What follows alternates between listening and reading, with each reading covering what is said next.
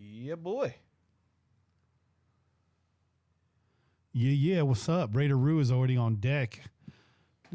Before we do the intro, just say Rue is here to take what is rightfully his. That's a fucking fact right there. As the reigning 2-minute drill champion, he's coming in for the 2-minute drill 2.0.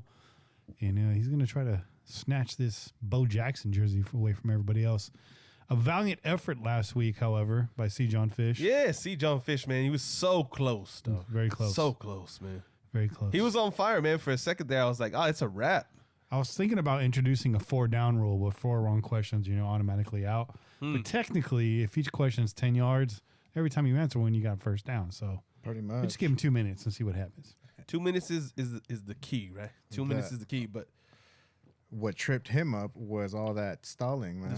He stalled out. It's because people are reliant on that. You're stalling. Yeah. You see that? As soon as they forget about that. I forgot to remind him. See, that's why I actually bought that You're Stalling shirt. Yeah. I kid you not. So make sure you're always inside your microphone. All right. Yeah, you don't have to look at me. All right. I prefer if you don't look at me. Stop looking at me, Bobby. All right, it's 7 o'clock. You guys ready to do this? Let's do it, dog. Do it up. All right, let's go.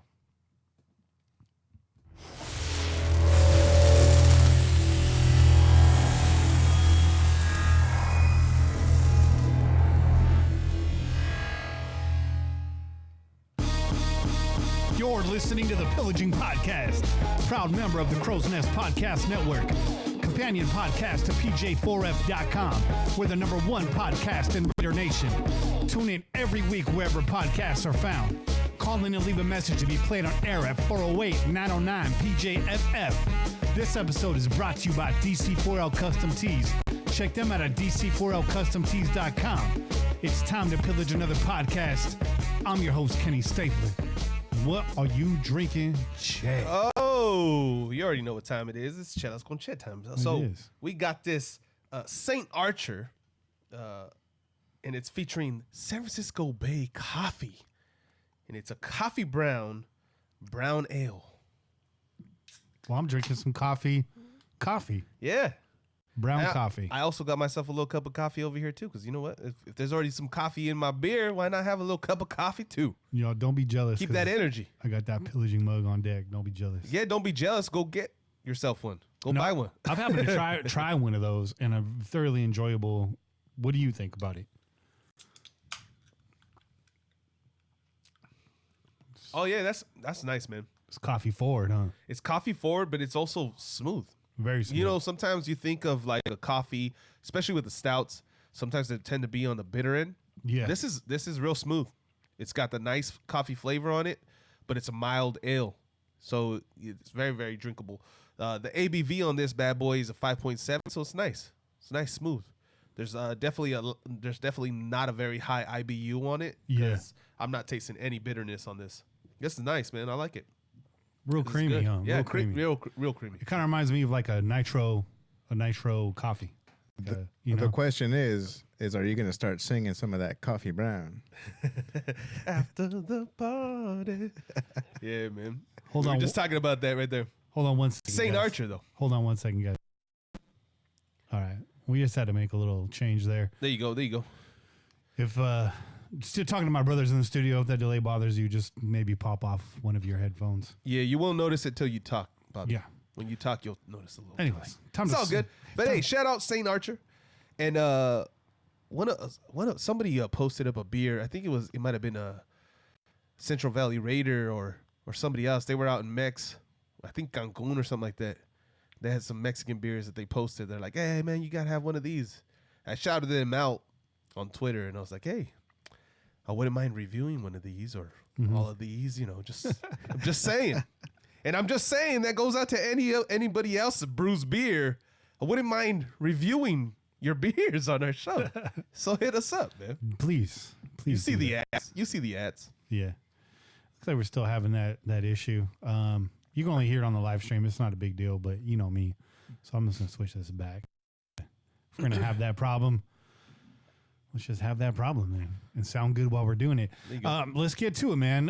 One more time, 1,000 subscriptions on YouTube and 4,000 over 4,000 listener hours so far since we started about a year ago. There's been a lot of changes to the live stream since then, all on the strength of donations and listener support. Yep. And a little ingenuity on our side. I still remember when I seriously thought you guys were like black and white, because I still remember that camera. I was like, man, I'm like, these guys look sad. They must be like really, really down. They're just black and white all the time. Black and white, and just the studio was dark as shit too, right? This is like a dungeon in here. Streaming in black and white with no backdrop, wearing my undershirt and basketball shorts. Yo, I remember seeing that. I was like, there's no lie, yo. I'm like, these guys actually are hot up in that motherfucking nest. Yeah, we were extra hot, man. Extra hot. I was always in them shorts, bro. We'll have AC this summer. There'll be a little extra noise in the background, but fuck it, we're not going to suffer another year. But as a result of the 1,000 subs, if you watch the live stream, you are now encouraged and free to donate during the show straight from the chat. Next to the emoji button, you will see a dollar bill button. If you hit that button, you can buy a sticker, or you can emphasize your post on the chat, which we will see a lot easier. I try to comment on things regardless. You don't have to spend money for that, but if you want to just send us some money, that's a little perk you get. And again, we'll have a shout out for all the donations at the end of the show. I want to do something special for everybody that's like on a subscription donation plan. There's some folks, D-Man, Rich Lacassi, I'll get to it at the end of the show because I'm going to forget everybody's name right now. But there's folks that just donate weekly or monthly. A lot of them, it's $4 a month. It's $1 per week. We try to do an episode per week. And I mean, that's huge, man. $4 a month. It doesn't sound like much. It's fucking huge for us. It adds up, man. It adds up. So the cost of putting this show out, it's more than you think. And this is great because this helps us not have to dip into our pockets, which is what we use to feed our families and pay our rents and stuff like that. So it really does help out. Yeah. And again, we're not getting rich off of you guys. That's not going to happen. Also, reminder, follow us on Twitter at Pillaging Pod, at Kenny Stapler, at Chan_PJ4F, at KaneMT6, at CNPodNet. You already know. Tonight's guest is Raider Rue. He's going to run the modified 2-minute drill, the new 2-minute drill. Eventually, I won't have to say that. It'll just be the 2-minute drill. Yeah. We have new rules for that. We'll go over them again during that segment. That's coming up at the end of this first segment here. So Raider Rue is going to be going for that alternate silver Bo Jackson jersey with the 60 patch and the NFL 100 patch. Real nice jersey. We've shown it on the show before. We'll flash it again during that segment.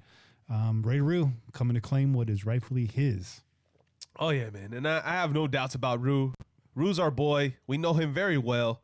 And I think he's going to crush it. I wouldn't be surprised if he fucking gets all 10 right off the bat, bro. Bam, in a row. Just in a row. Bow, pow. He does have that 2-minute game on that. That 2-minute drill, he does have it pretty much locked right there. I've seen him. I've seen him on the field. Yeah. Ruse, I think Rue's got this, man. You got action on that? Action on what? Like, what are you talking about? You're trying to put down some money. To see whether or not he gets all 10. Yeah. I don't want to put that kind of pressure on Rue, bro. I want to say you said 10 in a row very confidently. I'm just seeing if you got some action on that. I don't got no action on that. My fucking pockets are empty, though. Yo, you sounded like Adam Sandler in that Uncut Gems. But if I did, there, trying to parlay and shit, dude. It's like Rue gonna get the first one, and go for the extra kick and get it all the way down the field. It's just gonna start pulling out rugby rules and shit.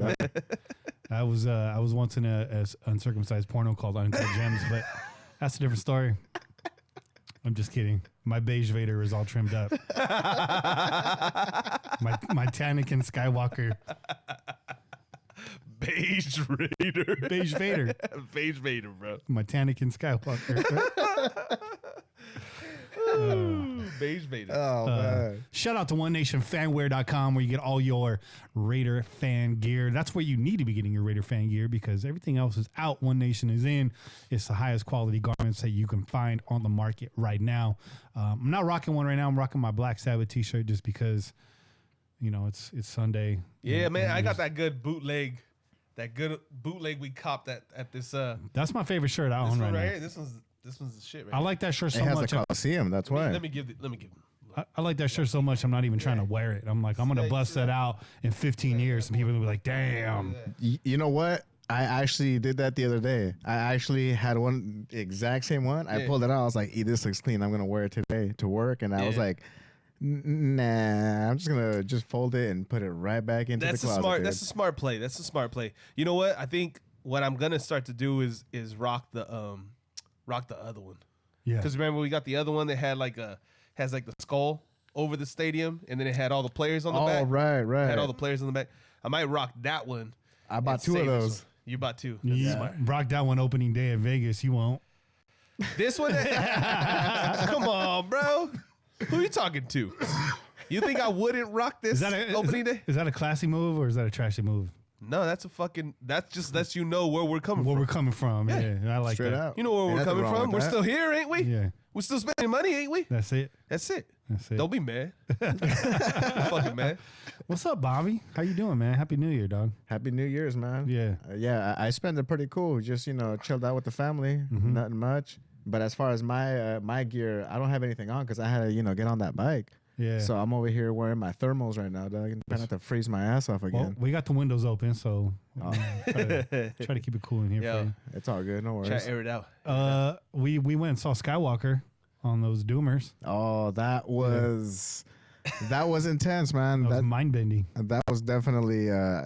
I regretted it for the first 10 minutes that we sat down, not because the movie was going, but because of all the freaking kids that were around us, man. The lights were on and Oh, dude, I felt like shouting out.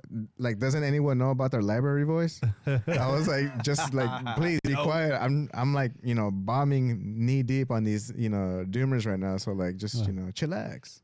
Yeah. Bro, you know these kids nowadays don't know nothing about no goddamn library, bro. But as soon as that... Yeah, they do. It's the free Wi-Fi. They're there all the time. But they can get that shit at fucking Starbucks, dog. They don't need to go to library to get the free Wi-Fi, bro. Come on now. They do all their research from their phones anyways. They don't need to go to fucking... I'm telling you, the libraries are having problems with the kids right now. Yeah? Yeah. No way. shit. Yeah. Having real problems with the kids. They're just loitering or what? Starting shit in there? Just loitering, starting shit, fighting. The Gilroy Library a couple years ago when I was working right next door at the auditorium, the kids are getting jumped in there. What? Yeah, some of the drugs in the lobby. That's all, baby. Damn. The librarian was getting a little crazy. She was steaming, bro. Yeah, she was steaming. Shout out, by the way, but while we're at the top of the show, shout out to Hardcore Raider for assembling a hell of a cast on his live stream yesterday. There you go. They had Murph on there. They had your boy Q on there. Violator was on there. Watts was on there. It was a good episode. And Mojo was on there. These guys are in the chat right now. Shout out to both of you, Mojo and Hardcore. I was supposed to be on there. I couldn't make it. I had to take my dad in the hospital. Nothing major. We were worried, though, that maybe he had a touch of the pneumonia. It was bronchitis. We're glad we got him in there when we did, though. Yeah. And I almost got kicked out the hospital for trying to fight the guy next to me. Hey, it was through the curtain, too. The guy was being a total jerk to the nurses and stuff. Yeah. And I told him, they were like, the nurse came back. He's like, you know what? You want to act like an adult? We'll give you treatment. You want to act like a kid? I'll pull your IV right now. You're free to leave. He's a matter of fact, I'm going to do that. I pulled his IV. I heard him over there. He's like, you can go, sir. You can go. And I was like, yeah, get him the fuck out of here. And then the nurse was like, sir, please don't do that. don't start then. And then the guy was like, you mind your own business. I was on my own business when it is my business. And this is my business. So you're treating everyone like shit. You're treating everyone like an asshole right now. These guys are slammed. They're busy. They're trying to get you the best care. And you're over here acting like a jerk. He's all, fuck you. And then I peeled back the curtain and stood over him. I was all, come get some. I'll put you right back in the hospital. And he just looked at me like, he was real quiet after that. Yo, Kenny almost put that bedpan on his head, dog. Yeah. Just fucking smacking it. Bang. Hit him with that. Bang. Sounded like a chavo, dog.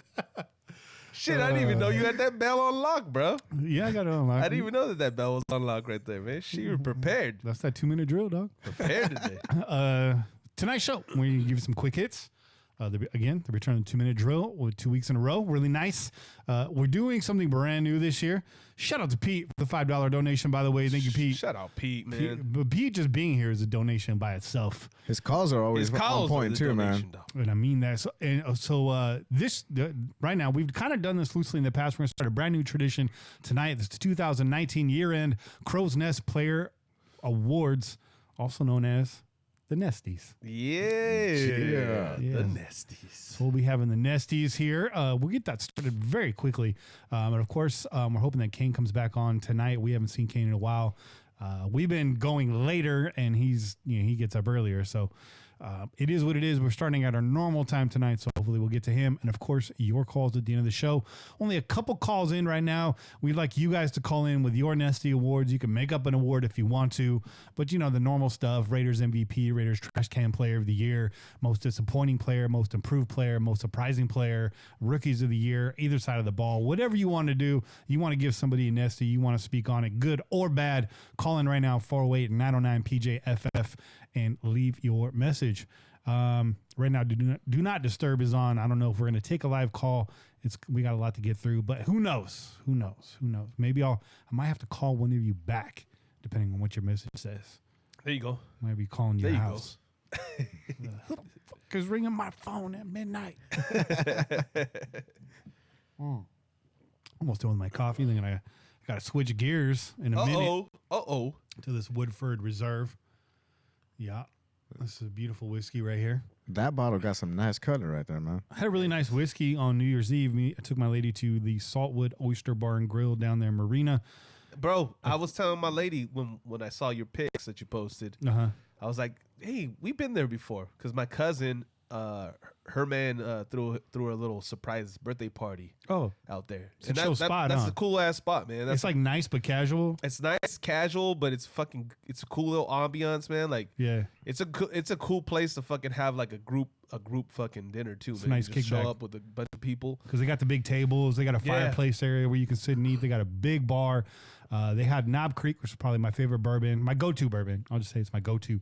They have most every bar, but they bought their own barrel, which is something anybody could really do. And then they slap their name on the bottle for you. But they aged it an extra 3 years. So it was a 13-year aged bourbon. It was real nice, real caramely, real sweet up front, real smooth, with a nice slow burn on the back end. What oysters did you guys get? They give you a variety there, bro. They do, but it was a prefix menu for the New Year's Eve. So the amuse-bouche, which is French for one bite, basically perfect bite. It was a Washington oyster. I don't know the exact one. It was a Washington, which are very tasty. And it had a mint sprig and a pineapple on it, which was really nice. It was a really nice bite. So it was that, and then it was a really nice prefix. You have 4 choices per course. And so my lady had, like, for the next course, salad course, I guess, it was like a shrimp confit.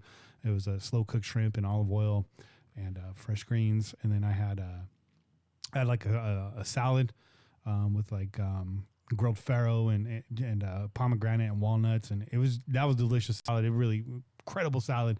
And then I had the New York strip, which is not my favorite cut, but they cooked that thing to perfection. I mean, it was purple on the inside. That's what's up. Crusted on the outside. It was gorgeous, and it had horseradish mashed potato and some grilled Brussels sprouts. Really nice. And then she had a cod and a coconut red curry. Okay. And that curry just was screaming, man. Yeah.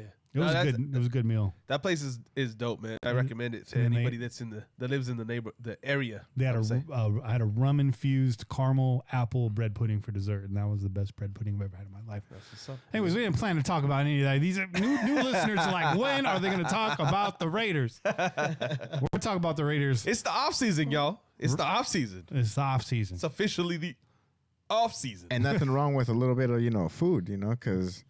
In between, we might have to get a little fancy in between, the off season and the actual season, Hey, we gotta pack in the fucking food so we got that energy to produce this show, bro. Yeah. Then went back to the house. We had a bottle of J. California. Can't call it champagne, but sparkling wine. It was really nice. Dusted that thing off, and then it was Mr. Nesty time. Mr. Nasty Time, which I accidentally posted in the group chat, but it's okay. It's okay. Yeah, you ready? Accidentally. Wink. You ready? You ready to hit him? Are you ready? You ready to hit him? All right, let's hit him. All right, let's go with the quick hits. Bang. Yeah. Tafer loses to Mayock, not rebounding from the AB debacle. Possibly not returning to the Raiders next season. This is likely much ado about nothing, which is why I put it first. I want to get this out of the way. If Mike Mayock was going to leave the Raiders, I think you would have heard something already. Right. He hasn't done any interviews since. But when does Mike do a lot of interviews? He doesn't, bro. Especially not since he's come on with the Raiders, right? He doesn't really like to do the interviews. He wants to do his fucking job and let him be. Yeah. But there was a little shot of him and your boy, Mark, out at the hockey game in Vegas, I think. Oh, good. Yeah, so they were both having a good time at the hockey game. So, you know, it is what it is, bro. So people are going to say some things, and then you're going to see some other things, and, you know. So what you're saying is it's puro chisme. Puro chisme. Exactly. Yes, I would say it's puro chisme right now. Chismosos.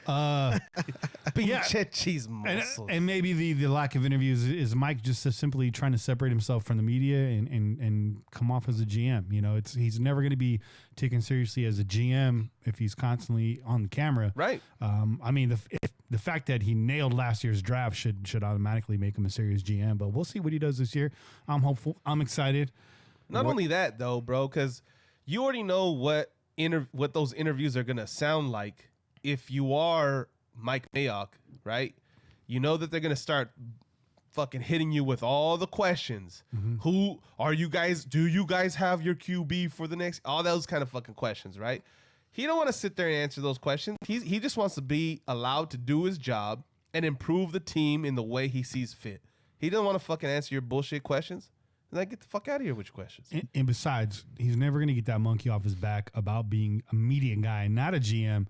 If he does 1 year GM work and calls it quits, that's not cool. Especially after a successful draft, he's got to have a chip on his shoulder about that. He's got to have something to prove. So, well, speaking of the draft, I mean, you also have to talk about like how he kept all the media away from anything. I mean, even inside the draft room, kept everybody outside. So if you think about it, they're already starving for some sort of information. So any sort of thing, they're just going to go ahead and pick it apart and try to say as much news of it, even though it ain't really shit. Right. Oh, my God, look, Mark and Mike didn't look at each other the right way. So there's problems in the organization. It's like, dude, you just happen to catch the right photo. Yeah. Watch Mike come out in the draft with the bowl cut, and we have 3 matching haircuts in the front office. Yeah, Super Bowl. Super Bowl. Times 3, bro. Anyway, they got to go to Supercuts to get that cut. Let's keep it moving. The Raiders will hold their offseason workouts in Alameda and their training camp in Napa. They listen to Kane. Mark Davis listened to Kane. Either that or they're just not ready to move. But we are at Ricky's this last offseason, and Kane saw Mark Davis as he walked through. He's like, 1 question mark. Are you going to keep the training camp in Napa? And he's like, well, they will be for this year, speaking about last year. And it looks like we're going to get at least 1 more year of that. So for right now, it's still the Oakland Raiders until the official end of the league year, which I believe is March 15th or 16th, however you want to look at it. Free agency starts on March 16th. So we'll say March 15th. They're still the Oakland Raiders up until then. How about that? Yeah. All right, let's keep it going. Raiders add standing room only seats in the north end zone, and everybody loses their shit. There's not going to be a black hole. Yo, the black hole, for one, is in the south end zone. Always has been. Always will be. Yep. And this is actually a cool thing, especially for folks that aren't season ticket holders. These are not season ticket seats. These are not. I don't know how they're going to release these. I think they're going to release them the week of the game. Okay. Or, this will be on a per game basis at the very least. So nobody knows what the cost of those seats are going to be. They showed, like in the mock-up, they showed people in suits drinking cocktails. This is not going to look like that. I don't think.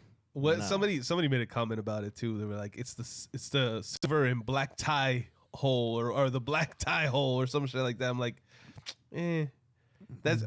What are you going to do? An artist rendering is what it is, man. It's a bunch of fake fucking people that don't really exist. Yeah. They're just drawing up what it would look like if there was somebody there. Yeah. It could be a businessman. I hope they fill it up with 50 Raider Elvises. That would be tight.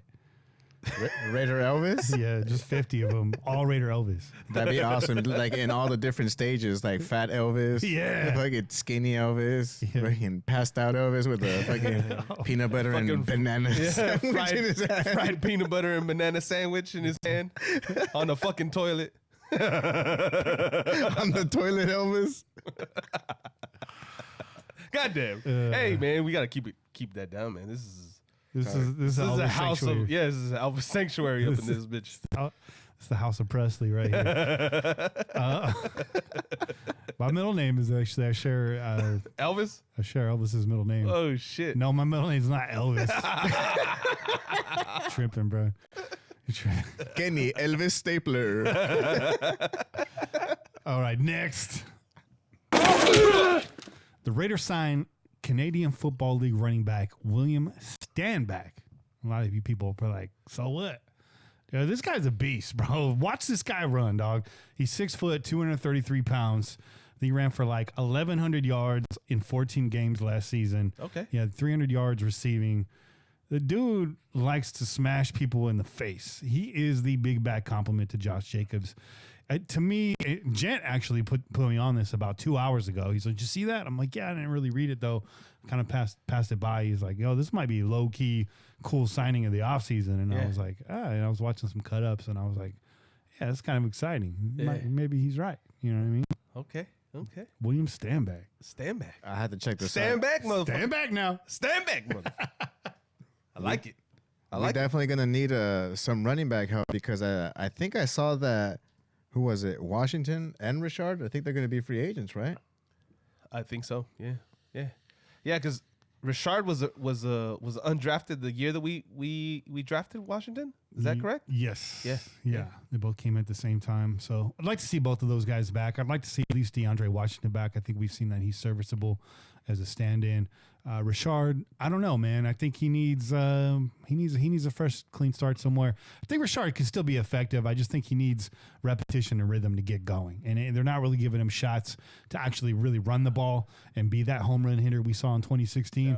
You know, he's a third down back, so he's not going to get a lot of touches on third.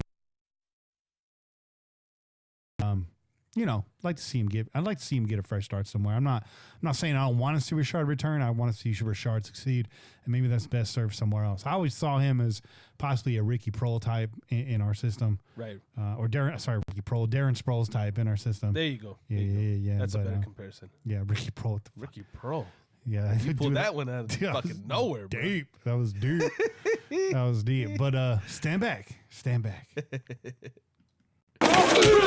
Raiders cornerback Nevin Lawson suspended for the home opener in 2020 after using his helmet as a weapon in the Raiders finale against the Broncos. I see nothing wrong with this. Didn't they make it more about the fact that he was using a helmet that he shouldn't have been using? I thought I saw something in there that talked about him having a helmet that he shouldn't have been using anymore. He had AB's old helmet on there. That's what I thought I saw. I thought I read that. Maybe I read that incorrectly, but in the comment, it was something about him because he had a helmet that he wasn't supposed to be using anymore. Then they counted it like if he was using it. Says here that he took his helmet off and was swinging it around. Okay. All right. Well, then that's a whole fucking different thing. Nice try, Che. Nice try. No, I swear to God, that's why I thought I saw somewhere. I swear to God, I wouldn't be saying that shit. I'm not going to just make shit up like that. No, come on. Who the fuck am I? All right, next. Cleveland Ferrell on 2020, the year 2020 coming up. He says he's just excited for the offseason. When he comes back, he'll probably be a completely different player. You probably won't even recognize him seriously. I don't want him to be a completely different player. I think I know what he's saying, though. I think, he's gonna put on weight. He's gonna come in better health. He was sick to start the season, but we saw a lot of good flashes out of Cleveland towards the end of the. Absolutely, man. I was having a conversation with one of our followers on Twitter, and we were just kind of talking about the defensive ends, and I was like, he made a comment about maybe we need to go after a starting defensive end. Yeah, and I was like, I think we got our starters. Mm-hmm. Our starters are there. Yeah. I think Cleveland, Max, those are your fucking starters. Yeah. And with each passing year, they're only going to get better. I think these guys are going to fucking stay in the gym. They're going to stay improving their fucking skill set. And I expect big things from them next year. So what I think we need is depth, right?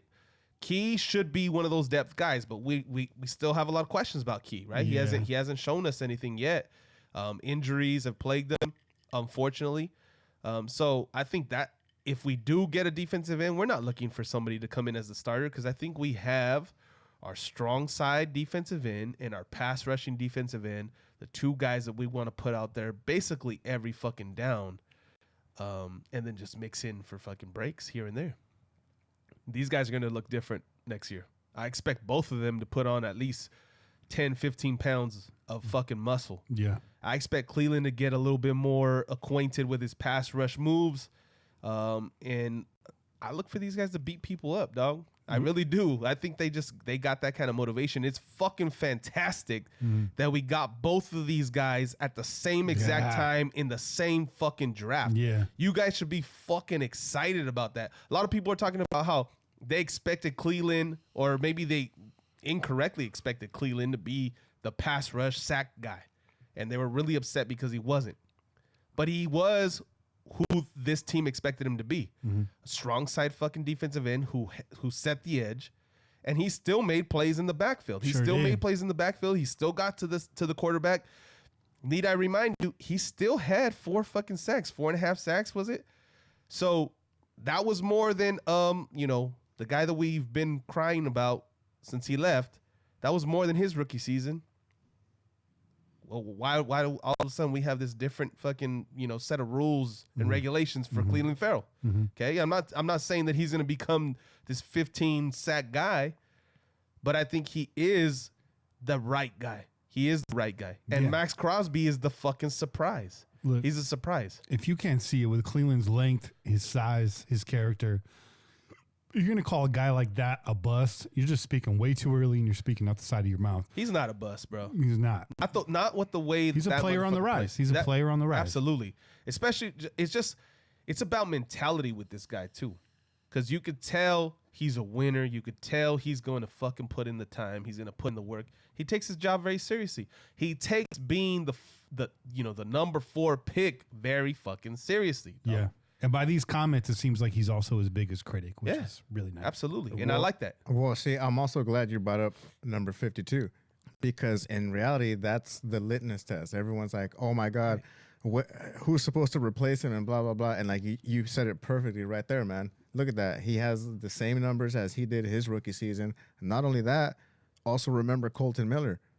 Right. He started off as a small dude. Everybody questioned him. It's like, obviously nobody really knew how hurt he was, and he, fought through all that shit. But still, he came back this year bulkier than ever. Yeah. He came out looking like an actual lineman. Yeah. And I could only expect the same thing from Mad Max and also from Furrow as well. Absolutely. Absolutely. Yeah. But listen, we got a guy in Max Crosby who blew those fucking numbers out the water, bro. Yeah.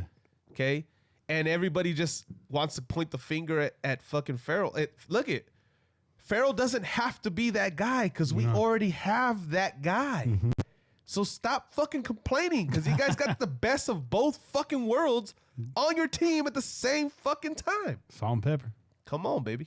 Salt and pepper. Let's go. Salt and pepper. Stand back. Derek Carr has lost 55 games in 6 years. The only QB to lose more is his brother David Carr with 56. Yeah. Let's keep it moving.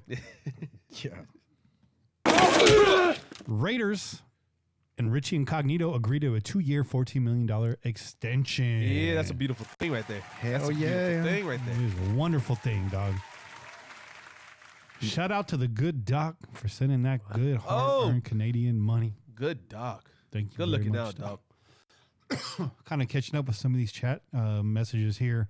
Doc says, Doc was saying that Standback is he can ball.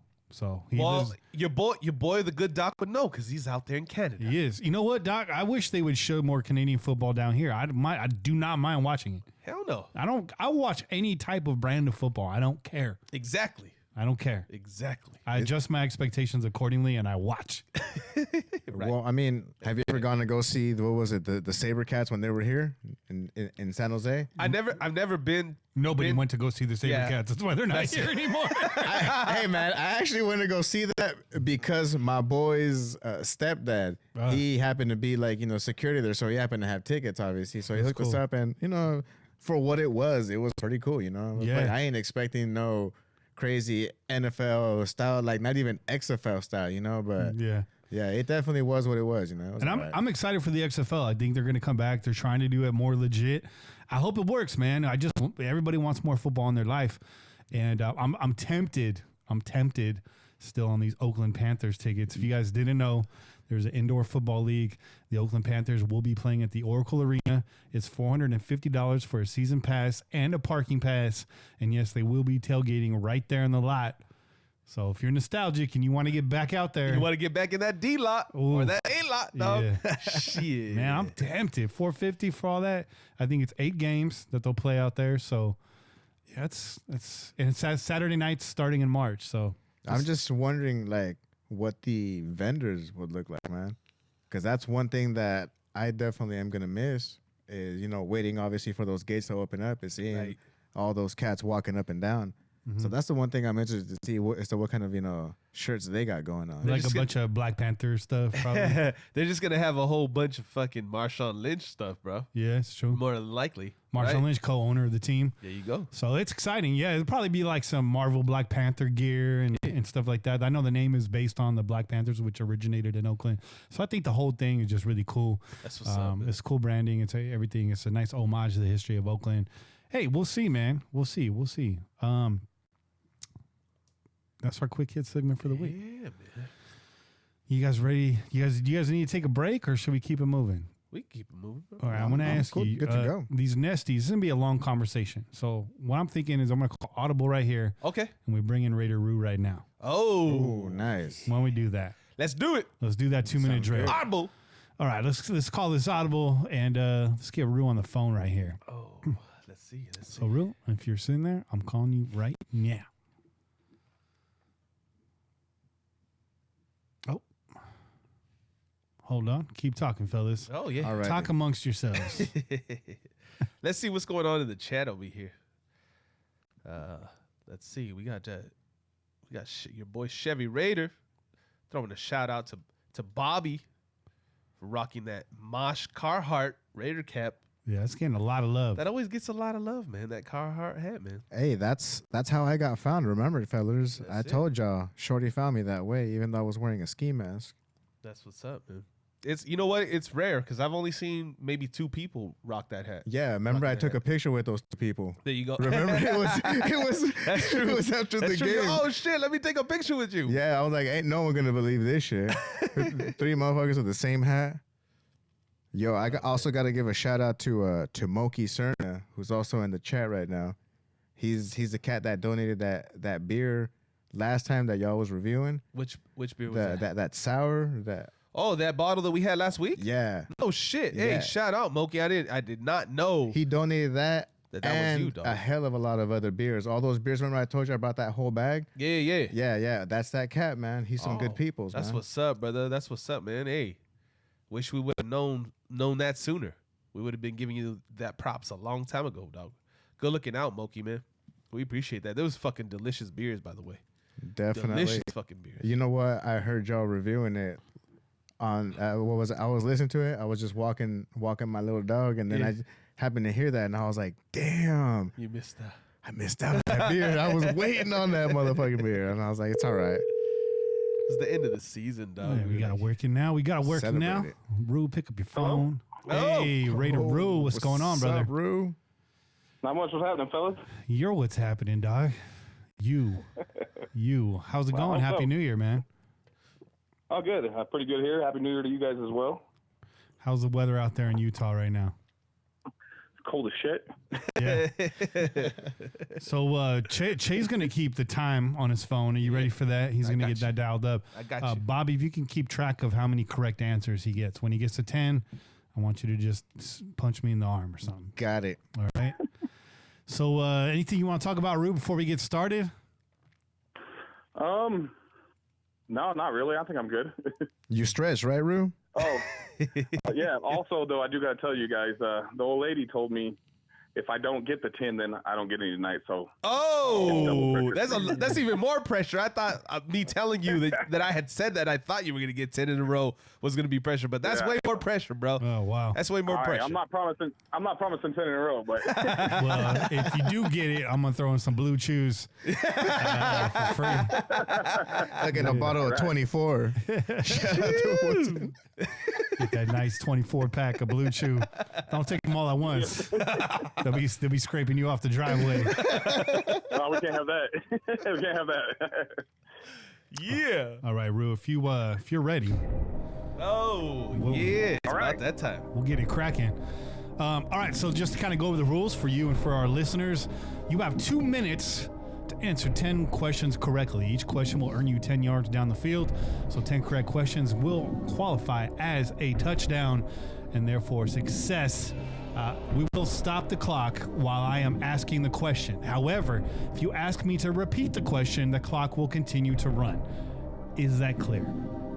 Yes. And of course, no stalling. Just to set the table, Raider Rue here is our reigning 2-minute drill champion from the old format, which was arguably much more difficult in my opinion. Although you do have some pressure here. You got some pressure with the clock. Rue in his previous appearance entered 13 out of 20 possible questions. So all we're asking for is 10.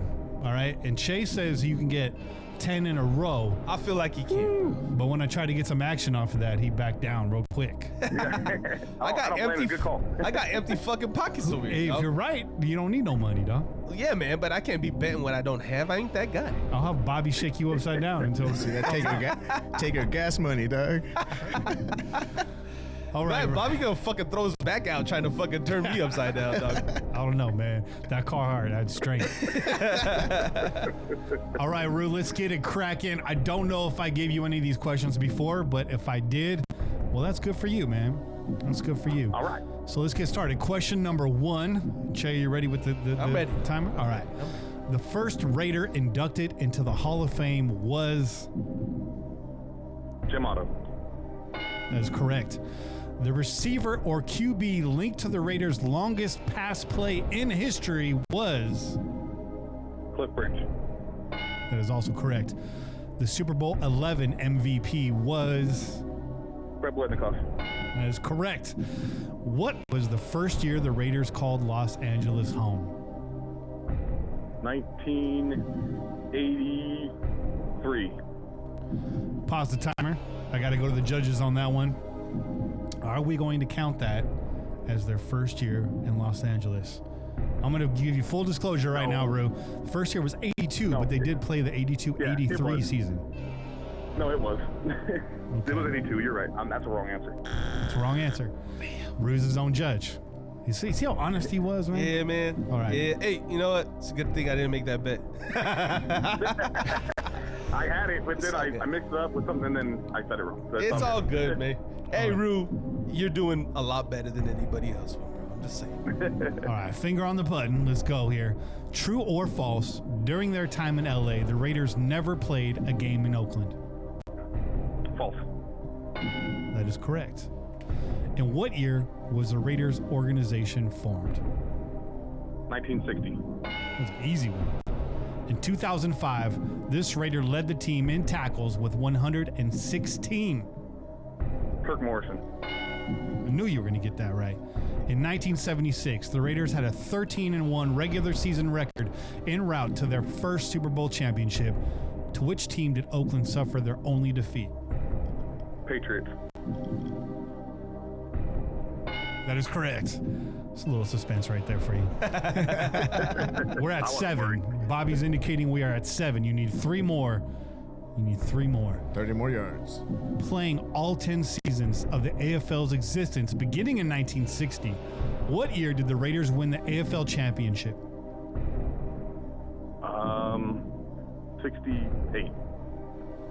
That is incorrect. How many times and in what seasons have the Raiders won the Super Bowl? 3 times.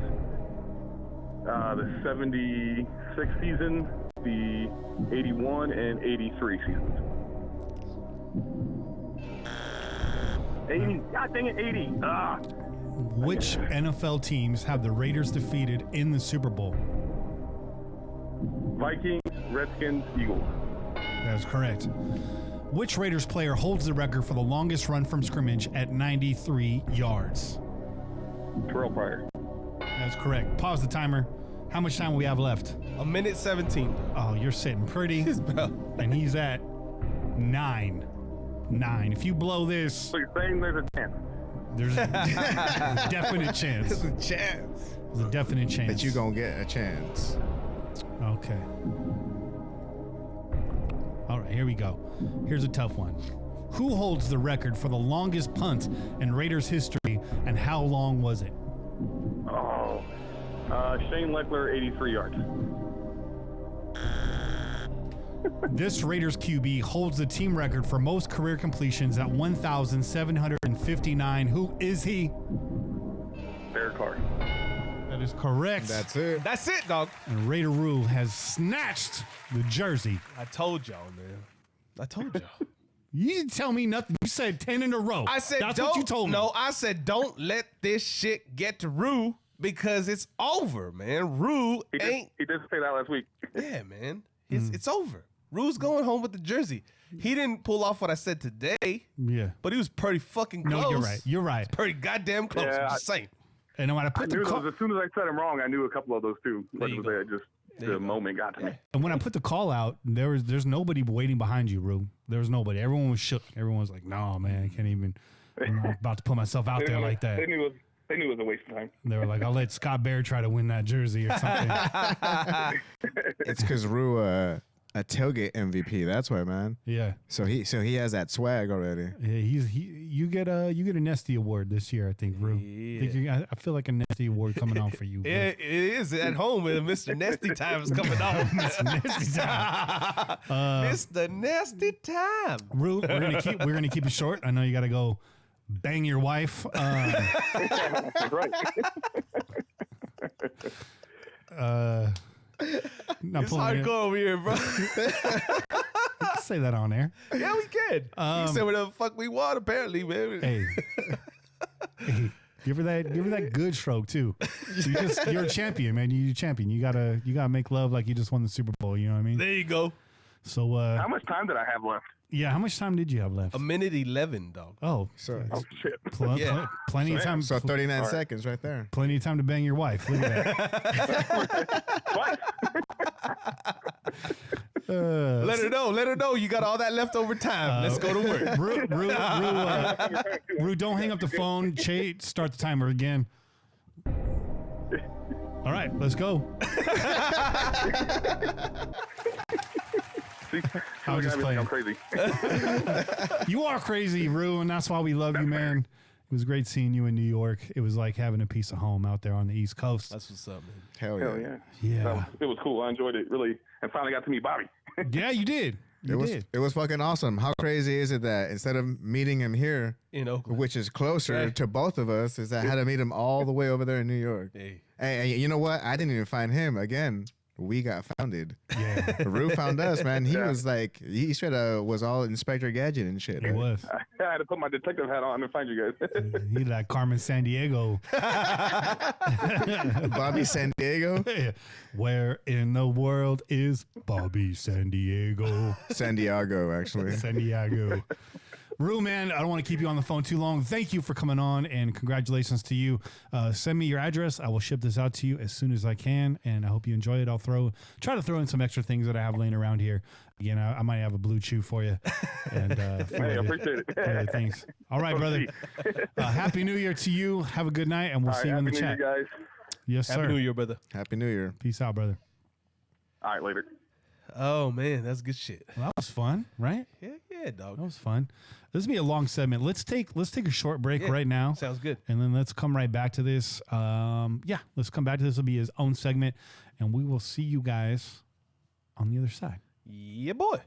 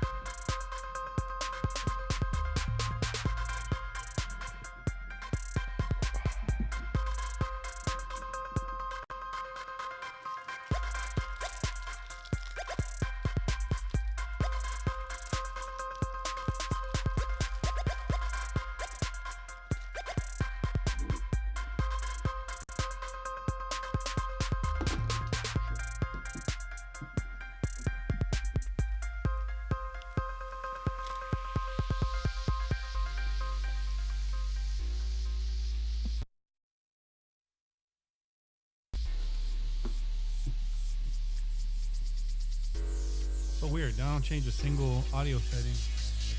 When we talked about that.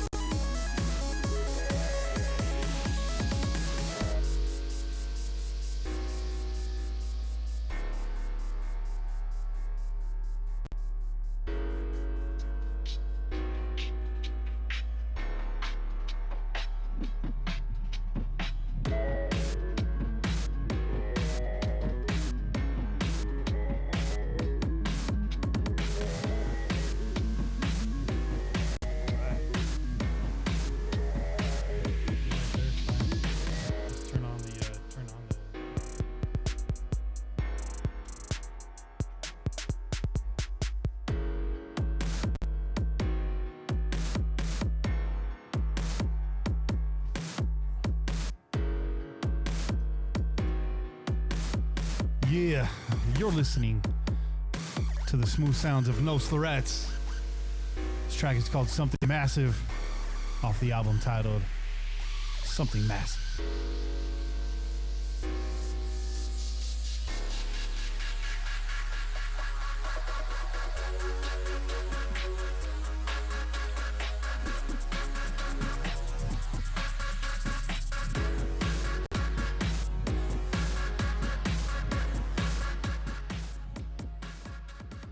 Yeah, we're about to get back on here. Hope you guys are doing well. I'm doing well. How about that? All right. Let's wait for these guys to come back in here. I think Che's blowing his nose. I don't know what Bobby's doing. Doing something. About to get into this. We got a lot of awards to hand out. It's going to spark some good conversation. I'm going to keep an eye on the chat here. So if you guys got something you want to say, something you disagree with, something you want to add, please feel free to say it out loud. And yeah, again, don't be shy. Feel free to call in. You know what it is. Let's do some Pillager awards in here too. Get these in here. I'll give you the caller of the year. And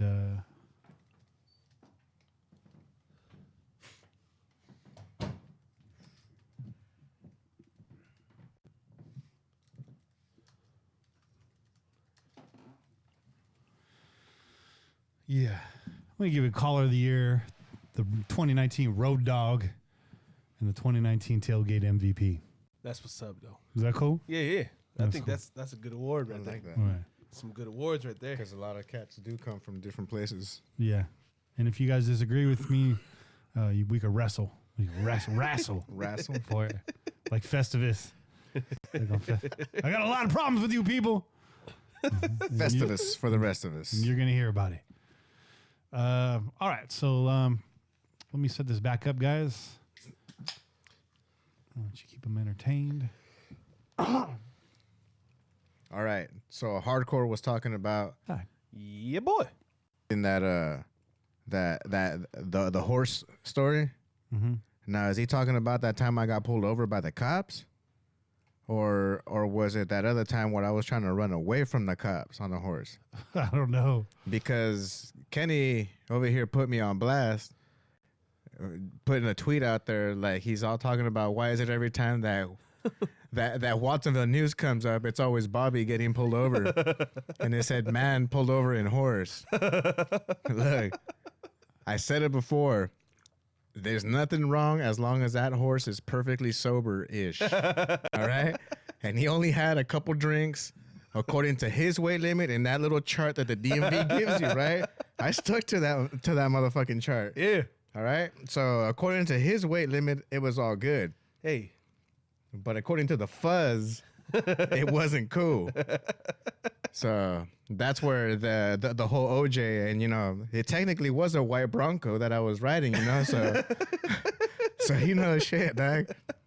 The glove wasn't there, so man. So I'm not sure if you're talking about that story hardcore, because there's many more, because living country, bro. Living country. Yeah, bro. you got to find a way to get around.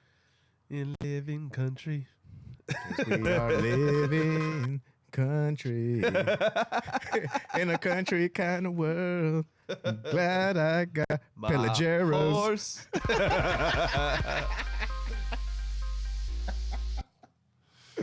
Shit, son. You guys are crazy. It's getting crazy over here. Damn, dude, I'm getting warm now, dude. These thermals are working overtime now, bro. I should have taken these damn things off, man. All right, quiet on the set. We're going to bring it back in. Let's do it.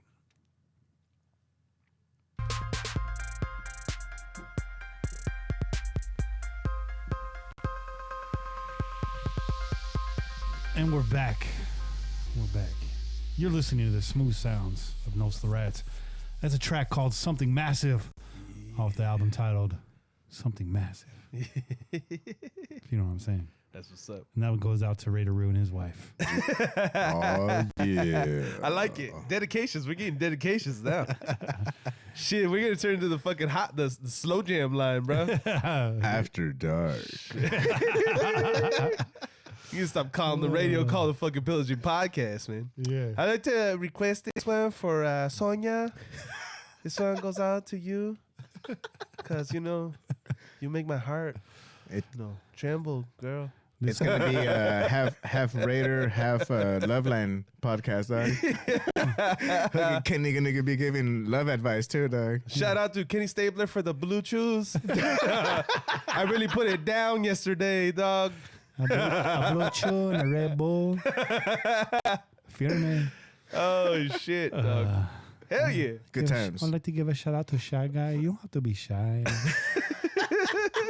I see you. Hey there.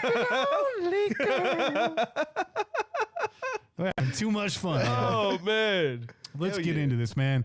It is a special evening. Oh. Very special evening. And, this is a time of year that I look forward to. And I'm just very happy. I'm looking out over the crowd right now. We got a lot of very special people in the building tonight. To my left, my co-host here, your boy Che. And, of course, Bobby Wasabi. I'd like to give thanks to everyone that made this possible. And be a lot of special voices tonight, presenters that we have coming up. Greatest, the likes of which you have never seen because they're actually not here. You won't see them tonight. They have a face for radio. Yeah, you will never see them. You will never see those motherfuckers up in here.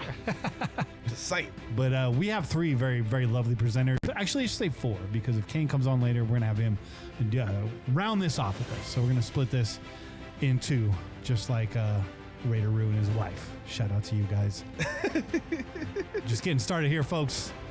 Let's get this going, man. 2019 Crow's Nest Player Awards, the Nesties, as we like to say. The Nesties. It's It's the nesty time. It's Mr. Nesty time. We'll be back in 15 minutes. Bang, bang. Bang, bang. So we got a lot of awards here. We're going to give you our offensive, defensive rookie of the year, biggest surprise player of the year, most underrated player of the year, biggest disappointment of the year. We're going to do some Pillager awards, comeback player, most improved, trash can player, and of course, your year's silver and black Raider Crow's Nest MVP. Crow's Nest named after the home studio in which we record this lovely show. That's right. That's right. Let's get it started, folks. Oh, yeah. the 2019 Offensive Rookie of the Year. That's a conversation that we need to have. I got my guy down here, but I think this is a no-brainer. It's a fucking no-brainer, dog. Go ahead and shout that Across the board. Give a shout out here to Mr. Josh Jacobs. Come on down, Josh, and receive your nesty. Mr. Nesty Time. It's the nesty time. It'd be a cool-looking trophy with like a crow's nest and a flag on it. That'd be a nice trophy, though. I would prefer it was Craig's uncle in his fucking bathrobe. In his bathrobe, getting off the couch. Just like, it's Mr. Nesty time. Of course he would. Of course he would. Josh Jacobs, well-deserved. While we're on this subject, I know a lot of Raider fans, it's hard for us to hide our bias. It really is. We're a very passionate fan base. A lot of people really want Josh Jacobs to be the actual factual offensive rookie of the year. I guess kind of my hot take, not really a hot take. I'm not going to hit the button on it. I don't think that he gets it, man. I think that the time that he spent out, I think the injury is going to hurt him.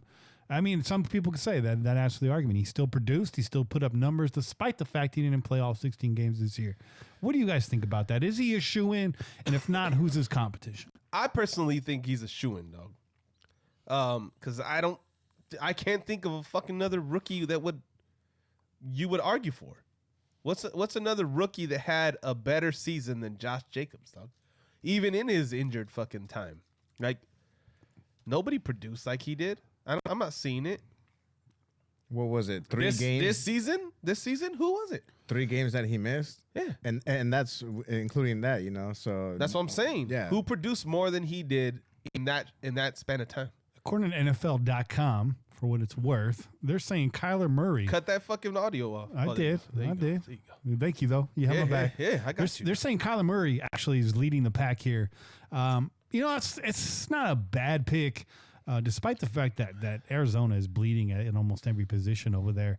You know, they stayed competitive this year. They played games, but still not the kind of impact that Jacobs had, man. Jacobs literally won games for us this season. Think about what our season looks like without Josh Jacobs. Yeah.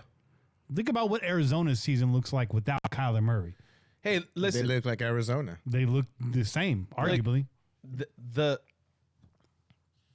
argument that we've made in the past is that a lot of times these awards go to teams that are victorious or have more wins. What did Arizona finish off as? Arizona. Yeah.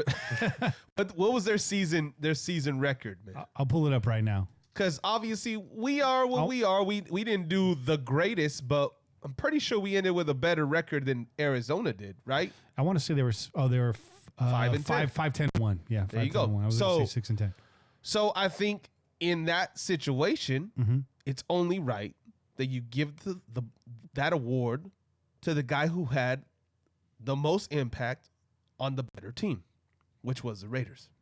The Raiders were better, record-wise, whether or not we finished strong or not, but we were better record-wise, okay? And he had a gigantic impact on our success, right? And if not for those injuries, who knows? Maybe there's a couple more wins that came along with that. You know what I mean? So the good doc argues for A.J. Brown. He thinks they're going to give it to A.J. Brown from the Tennessee Titans. He did have himself a good season too, and he was a impact, but he wasn't necessarily the strength of that team. Okay, so you look at our the two top candidates in Kyler Murray and Josh Jacobs. Kyler Murray's won the quarterback of the Arizona Cardinals. He's fucking the guy that starts the whole offense. Josh Jacobs was basically the biggest impact that we had on offense, right? I think we can honestly say he was the best offensive player we had, okay? A.J. Brown wasn't the best guy on his team as far as the offense goes. That's Derrick Henry. Derrick Henry is the best player on that offense. True. So, no, I don't give it to him. Yeah, and by the way, for those reasons. That article was written in July. Right here on SB Nation, this came out December 17th, 2019. So it was probably the most recent I could find. They got Terry McLaurin from Washington at on 5, there. Right? Gardner Minshew. That's fair. That's fair, right? Tied for 3. Kyler Murray on that list as well. A.J. Brown on that list. Number 1 on SB Nation, Josh Jacobs. So I'm not saying he doesn't deserve it. I could just see him not getting it for those reasons. I wouldn't be fucking surprised. Yeah. I wouldn't be surprised if he didn't get it, but in all honesty, I think he gets it. I think he deserves it. Now, this isn't an MVP award. This is basically purely based on output, but I would arguably say that Josh Jacobs, if you're looking like MVP guidelines, he was the most valuable player to his team out of this bunch. Without Josh Jacobs, we finished 7-9. Without Josh Jacobs, we're 12 again this year. Yeah. Right? Well, he proved it. I mean, just by being on the damn field and playing with a fractured fucking shoulder, dude. He's out there, especially for that last game. He gave it his all, and he showed it that he's an actual leader. Yeah. He's an actual leader that will be wearing that C. Yeah, absolutely. Good point, Bobby. Yep. So let's give that one to Josh Jacobs. Congratulations, Josh, on your very first ever Nesty Award. Yeah. Mr. Nesty time. Yeah. Let's keep it moving here. We got the 2019 Defensive Rookie of the Year. My pick would be Max Crosby. I think that's a no-brainer also. That's a no-brainer. Definitely. Is it not? Yeah. I mean, come on, dude.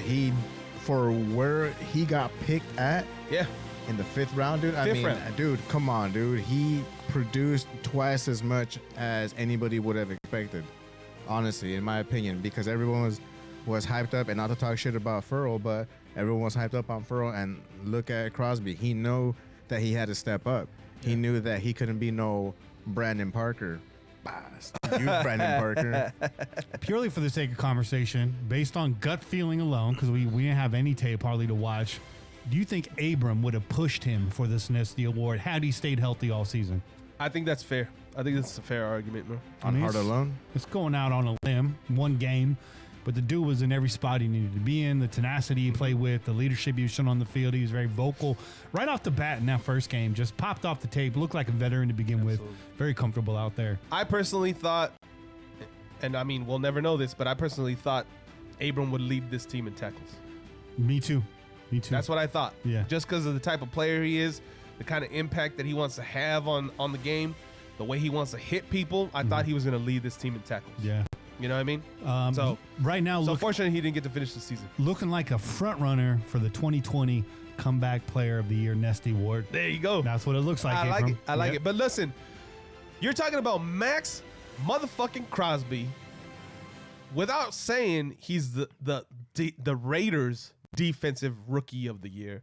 This motherfucker should be the NFL's Defensive Rookie of the Year. Match those fucking numbers up with Bosa. Match them up. Your boy's got him beat. And the only reason why he's not going to get it is because the Niners are still playing. You watch. Put those fucking numbers side by side. Your boy's got him beat. I'm actually going to pull those numbers up because there was an article that was actually, I think, published earlier this week where they put all their numbers right next to each other. So I want to talk about that. Wax a little bit on Max, Bobby. Talk a little bit about Max Crosby. How does he make you feel? Does he gird your loins? Is a blue chew required, or are you doing okay? Nah, I'm doing okay, and that's not to say that the young man don't got no soul. He showed that on that Hard Knocks. Oh, he's got soul. He got soul, so obviously he knows how to play because he plays with heart, man. On personality alone, the motherfucker should beat out Nick Bosa, bro. I'm just saying. Oh man, on personality alone, he beats out Nick Bosa, and he produced more than the motherfucker. So shout out to Silver and Black Pride for compiling this data. Really nice article. Max Crosby, 16 games played, 35 solo tackles, 11 assisted, 10 sacks, 16 tackles for loss, 4 forced fumbles. Nick Bosa, 16 games played, 32 solo tackles, 3 less, 15 assisted tackles, 9 sacks, 1 less, 16 tackles for loss, same, 1 forced fumble, 2 fumbles recovered, 1 interception. So kind of evens out there in the turnover game. Got to give that to Max Crosby. The one thing I will say, though, Nick Bosa had quarterbacks running for their life. But when you look at the percent pressure rate, rounding up, Max Crosby with a 12% at 11.9. Rounding down, Nick Bosa 15%, 15.1. 35 hurries for Crosby, 61 hurries for Bosa. That's where you start to split hairs, maybe. But look at the percent sack rate. 2.5 versus 2.3. and 394 total rushes versus 398. So the attempts right there were pretty much even. Bobby? Not only that, you also have to remember is that not only are we playing the other team, we're also playing the refs. Right. And the one thing is that when Crosby started producing a hell of a lot more, the refs started throwing that flag a lot more liberally, dude. On him, maybe, but not when he was being held fucking every goddamn down. Come on now. That's a big determining factor for me is I don't know how many games, especially these last few weeks, you look at the fucking film and you see motherfuckers tackling Crosby, holding on for fucking dear life, trying to keep this dude out the fucking backfield. This motherfucker very well could have ended up with another 5 fucking sacks if it wasn't for that kind of bullshit. Yeah. So because of that, he had to retailer himself to make sure that the Zebras wouldn't be freaking out because in full honesty, there was a lot of those flags that were very, very questionable. There were some that just because he's a rookie, he doesn't know himself and where the limitations are. But because of those Zebras, he definitely had to rein it in a hell of a lot more. So it's definitely what you said, man. He definitely would have had a hell of a lot more numbers if it wasn't for that. Yep. In fact, on Reddit, and I think this came from an article, but I'm looking for it on here right now. I don't know if I can find it. They're actually going back over the Raiders' history compared to the rest of the league, where they sit in terms of penalties. Later, the Raiders at the front of the pack. Overall, not even really that close. But what was really eye-opening is when they looked at penalties, defensive penalties on 3rd and long. Yeah. And the Raiders just get nailed every single time. And that's what we're talking about all year. All these 3rd down penalties to extend drives. Look, sometimes it's our fault. I will say that. I mean, we have a history, especially in the recent past, of undisciplined teams, but there's been a lot of head scratchers. So I don't get called a hypocrite because I've been talking about it.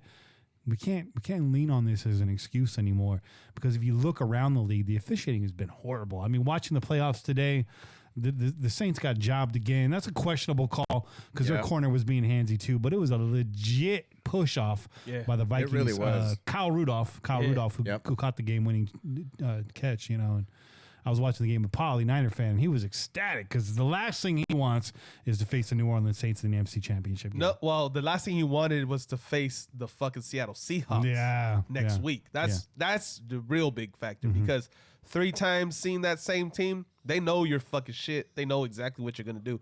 But he was very happy to know that the Seahawks weren't going to be traveling to fucking play his team next week. That's what he was really happy about, man. Yeah. Yep.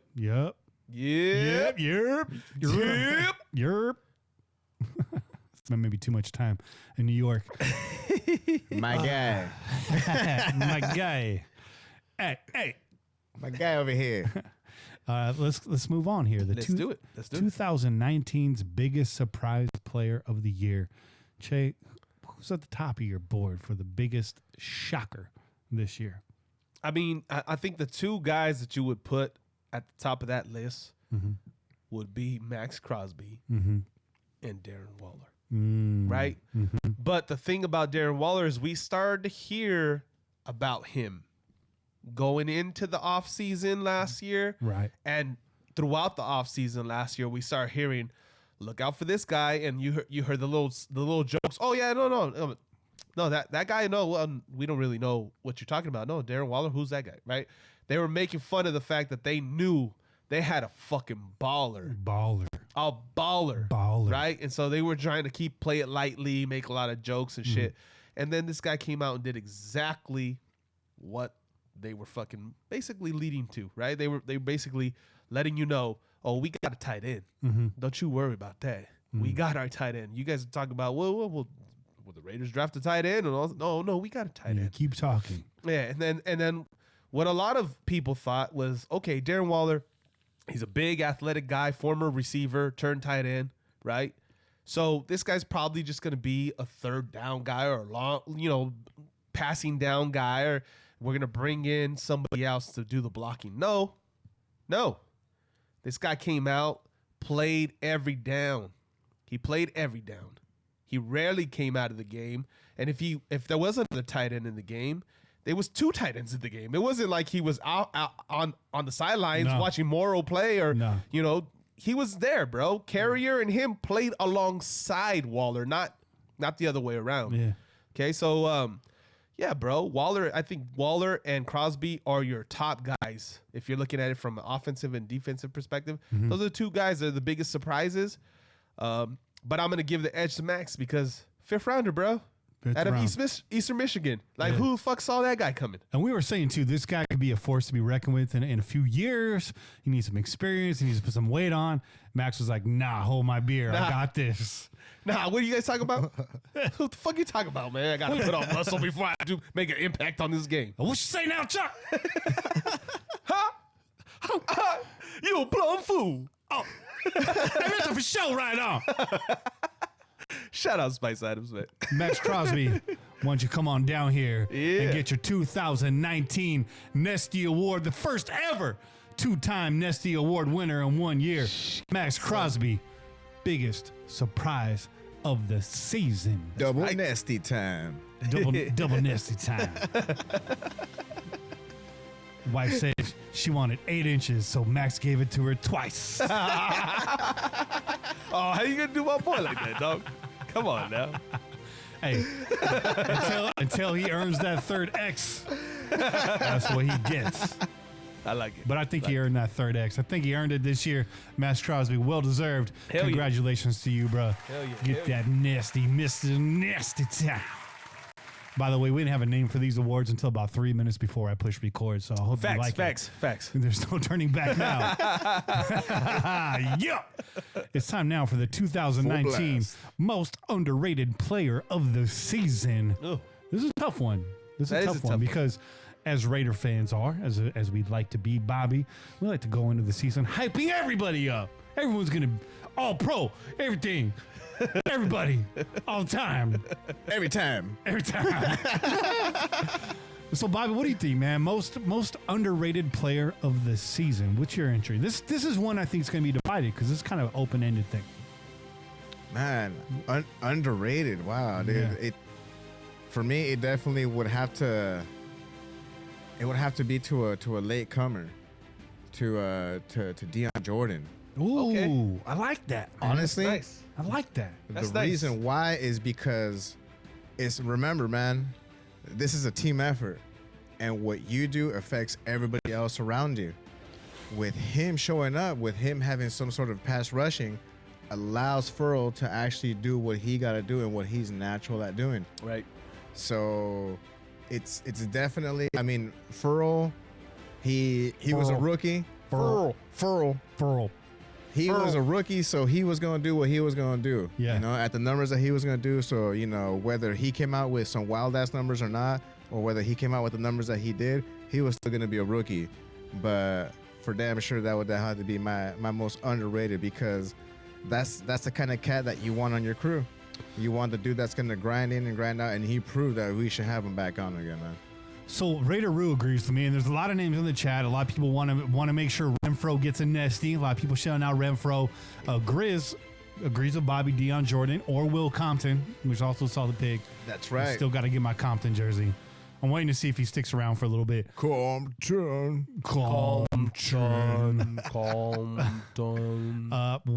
And Raider Roo agrees with me. My underrated player of the season is Foster Moreau.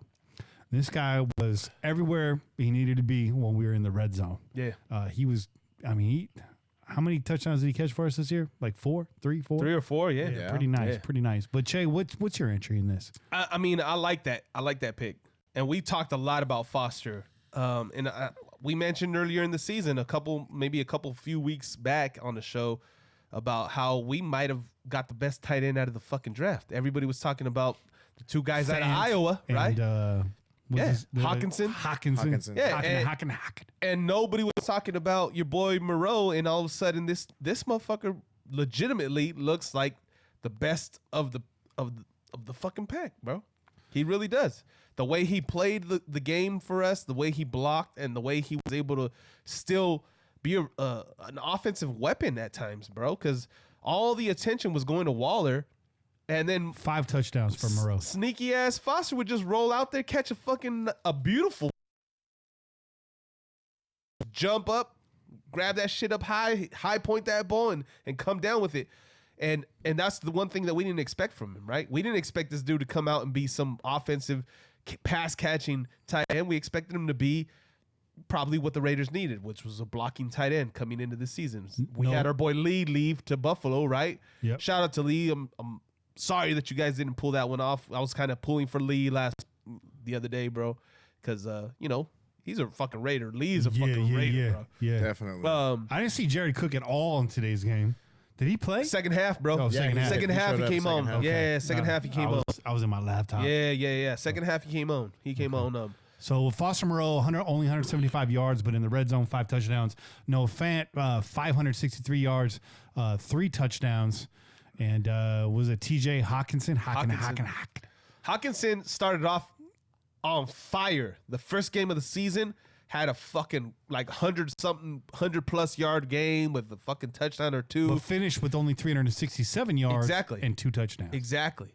Fade away, fade away, fade away. Fade away, fade away. Sail away. So, but listen, man, I like those 2 picks, man. I like those 2 picks. But as far as the most underrated player for me goes, I'm gonna give it to 2 guys.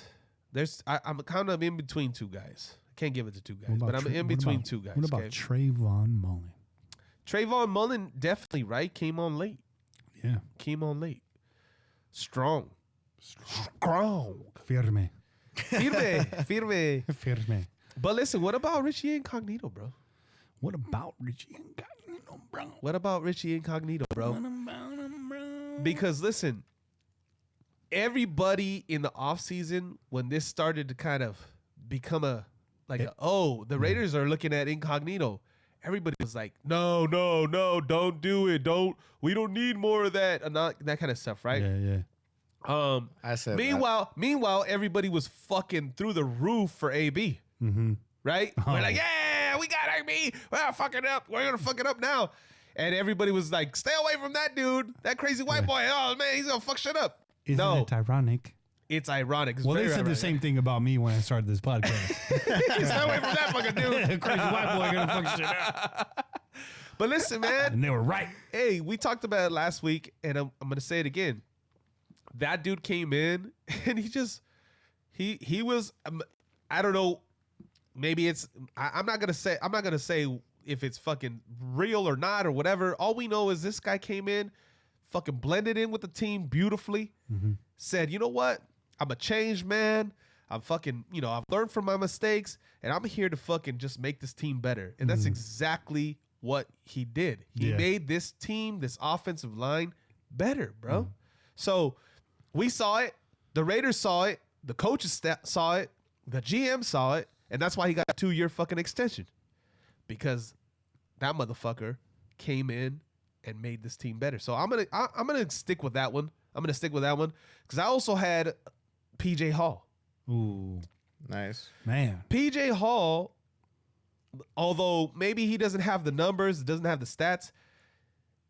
Weekly, bro, you saw that motherfucker blow up a fucking play, blow up the fucking backfield. He lived in the backfield. He was this season. in the backfield, yeah. And that's exactly the guy that they thought he was going to be last season when they drafted him so early, and we were like, who the fuck is this guy? Yeah. And then we saw the videos of him fucking squatting a goddamn house, and we're like, oh, okay, that's why they got that motherfucker. Yeah. But it showed this season. It showed through. I think he added to his skill set as far as being able to fucking rush and break down fucking the offensive line. But, I mean, his power was undeniable. And we talked a lot about a dude in the offseason, Anthony Rush. Big tone. Big tone. Set the tone. And we were thinking this guy was going to actually stick, and then he got signed away. And I think players like P.J. Hall and Hankins made him available because they were actually playing pretty well inside, bro. Yeah, they were. Your boy Mo Hurst was doing pretty good as well. And Hankins is coming back, man. There you go. I didn't even have a chance to wax about that in our free agent episode, which is coming up next week, by the way. I was gonna say, bring Hankins back. And they brought him back before I even got to say anything. That's awesome. But I think we touched on it. We said Big Bang Hank. Big Bang Hank. Shout out Sugar Hill gang. But listen, I think we've talked about it a lot throughout the season is that this defensive line looks like it's there.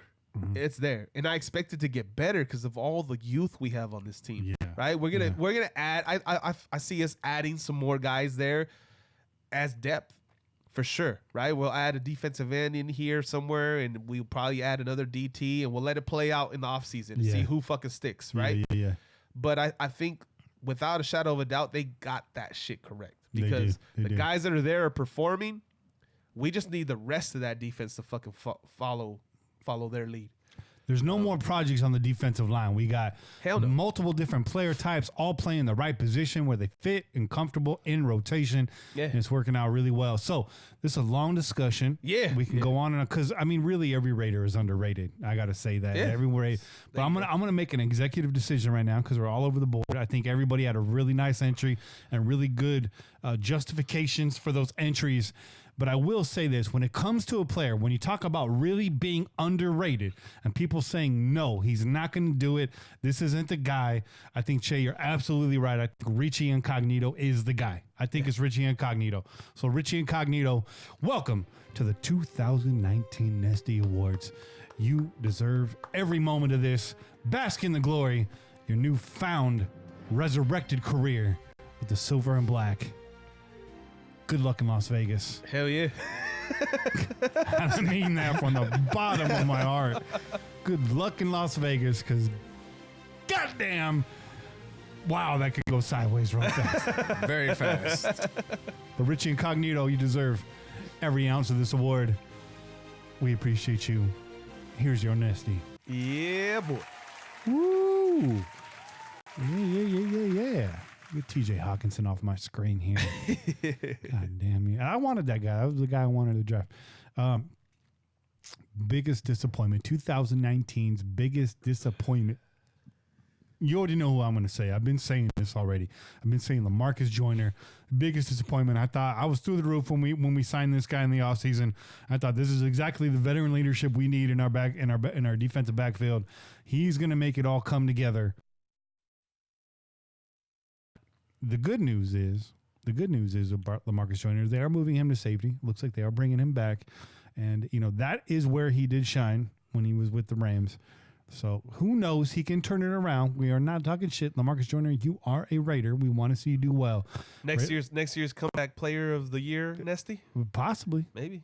I'd love to see that go to Abram. I'd love to see that go to Abram. Definitely. Yeah, runner up. Definitely. Okay, let's see. For me, this is... And hands down, and I'm pretty sure a lot of y'all will agree with me. It's definitely the guy I just brought up a minute ago, Brandon Parker. Oh, ooh. I expected the baptism by fire of last year of getting your ass handed to you. Sure. Not only that, just getting frustrated after just handing over 3 sacks. I expected you to learn from that.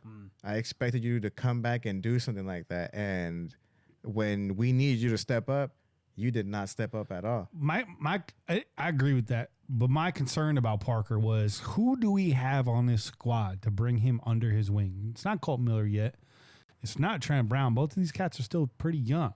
There's no real mentor at tackle on this squad. Lincoln. Yeah, right. Send his ass to fucking Lincoln, bro. Yeah. Lincoln will fucking put him School? Yeah. There you go. Put him in fucking school, bro. Big Link Clinic, dog. That's what I'm saying. Link's like, I don't want him living. He's gonna let anybody through the door. He's like, anybody.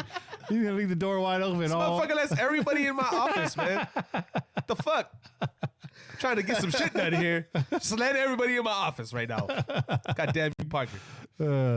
What do you say, Che? What do you say? Biggest disappointment, 2019 Nesty Award winner. This is an award you do not want. Man. Maybe this is controversial. Ooh, controversy. Should I get the flamethrower queued up here? No. I don't know if it's a hot take. Maybe it's controversial, but I don't know if it's a hot take. But controversy. I'm gonna say Vontez Burfict. And I'm not saying Vontaze Burfict because I think what he did was fucking out of this fucking world and should have been punished ridiculously like it was. I'm saying Vontaze because, bro, you knew you were on notice, dog. Mm-hmm. You knew you were on notice, and you knew how much we needed you. Yeah. Okay? As the quarterback of this defense, your presence was a key to us being able to grow throughout the season. And this defense did not grow, one, because of injury, but mostly because of your absence. You were going to come in knowing this defense and being able to put everybody in the right place to succeed. That's one of the things that we looked forward to when we fucking brought you on. Everybody was like, oh, man, this guy, he's fucking trouble and whatnot. But we're like, this guy knows this defensive scheme. Mm-hmm. He's a smart fucking player. Mm-hmm. Say what you will about his character or whatever, or what people think of him because of the plays that we've seen over and over again. But the motherfucker is a good fucking talented linebacker. Was one of my underrated candidates, to be honest. Right. To be honest. Absolutely. But you let us down, dog, because you knew all eyes were on you every fucking time you took the field. The reason why he got suspended for the year, we said this, but we didn't state it clearly. The reason why he got suspended for the year was not the hit. Yeah. It was the behavior after the hit. It was. And again, I know where that's coming from. You got all these fucking fans giving you shit as you're coming off the field, talking shit, talking about, you're a dirty fucking player or whatnot. And so you're like, fuck you guys. Like, I don't give a fuck what you got to say about me. And that's what that is. But you have to put those assholes out of your mind, dog. You can't be thinking about what the fans are saying to you, what the other team is saying to you. You should be thinking, what is best for my team right now? What about my fucking fan base? How do I rep those guys and I assure that I'm fucking giving them what they need from me? And you fell short of that, dog. You fell short of that. You got suspended, and we ended up without a leader, without a real leader on this defense, which is what we needed in order for this fucking team, this defensive squad to fucking become cohesive. Yeah. And then we lost KJ and all that other shit happened, and then we were fucking kind of left with our pants down. Yeah. You know what I mean? So that's the reason why I give it to Burfict. I would say Burfict is the most disappointing because I know had he been there, this defense might have fucking turned it around a little sooner than it did later, as we saw later on in the season when Gruden made those comments. I'm just saying. Surprised none of y'all mentioned Derek Carr because the chat chat is going Richter right now. Hey, listen. We've already we talked about this. Let me just say reason why we're skipping that name. Okay, we're skipping that name because we've gone in the last 2 weeks pretty hard, and me and Kenny looked at each other today and we said, you know what? We're not even gonna fucking mention that guy's name. These are my final words on Derek Carr. We're not gonna do that. My final words on Derek Carr because what was it? What was this right here? Somebody said Alec Ingold. For somebody said for underrated. That was player. my other. That was my other guy for underrated player, bro. That was my second Yeah. option right there That's too. a good one. That's a good one. Colton Miller, Hardcore Raider said. Yeah, these are good. I'm getting off topic here though. Derek Carr, and that's it. And I think that was for most underrated player. And Watt said, "Is that it?" I'm gonna let you stick to that. I was like, wow. But here's my final words on Derek Carr. If I were to pick him as big as disappointment, this is why. Derek Carr is a massive cock tease. Derek Carr will take your pants off. He will not suck your dick. But you might end up sucking his. Shit. And that's where we're at in Raider Nation right now. Some people are too, man. Bang. Bang. I'm just going to leave that right there. But damn, that again, biggest disappointment of the year. That's a lot right there. So I said Joyner. Bobby, you said Parker. And Che, you say Vontaze Burfict. Perfect. Perfect, yeah. bro. That's a good one. Perfect. I don't know where to go with this right now. All I know is that the all award three are is gonna, fair Kennedys, bro. It is the award is actually going to be a Roman swipe, because their disappointment, and they're going to need to use that to try to bring their game back. I'm just saying, it should be different. You shouldn't get a nice looking nasty like everybody else that did their due diligence. you get a Roman swipe. Fucking disappointment. Me and Watts agree for one. He says, "See, Kenny, you think about Carr on this list is my point." And shout out to Grizz for trying to change the subject. He says Henry Ruggs needs to be a Raider. I agree with you. Grizz. Let's change the subject off of that. I hate to do this. I hate to pick my own answer, but LaMarcus Joyner played every single game this season for the most part. I think he played like 14 or 15 games this year. That's fair. He was, by all means, the best nickel, the best safety in free agency coming out. We signed him expecting big things, veteran leadership, playmaker, interceptions, a threat in the backfield. He did none of that this year. I'm not saying he can't next year with the change of position, but LaMarcus Joyner, you were meant to help this defense stick together. Even after we lost KJ, after we lost Vontaze, you did none of that. You were a big disappointment. You were lost out there at times this year. I'm sorry, LaMarcus Joyner. But once you come on down, do this walk of shame. 2019 Nesty Award. I'm sorry, LaMarcus Joyner. I still want to root for you. I still want to root for you next year. I'm not cashing out yet on LaMarcus Joyner, but for 2019, you're the biggest disappointment.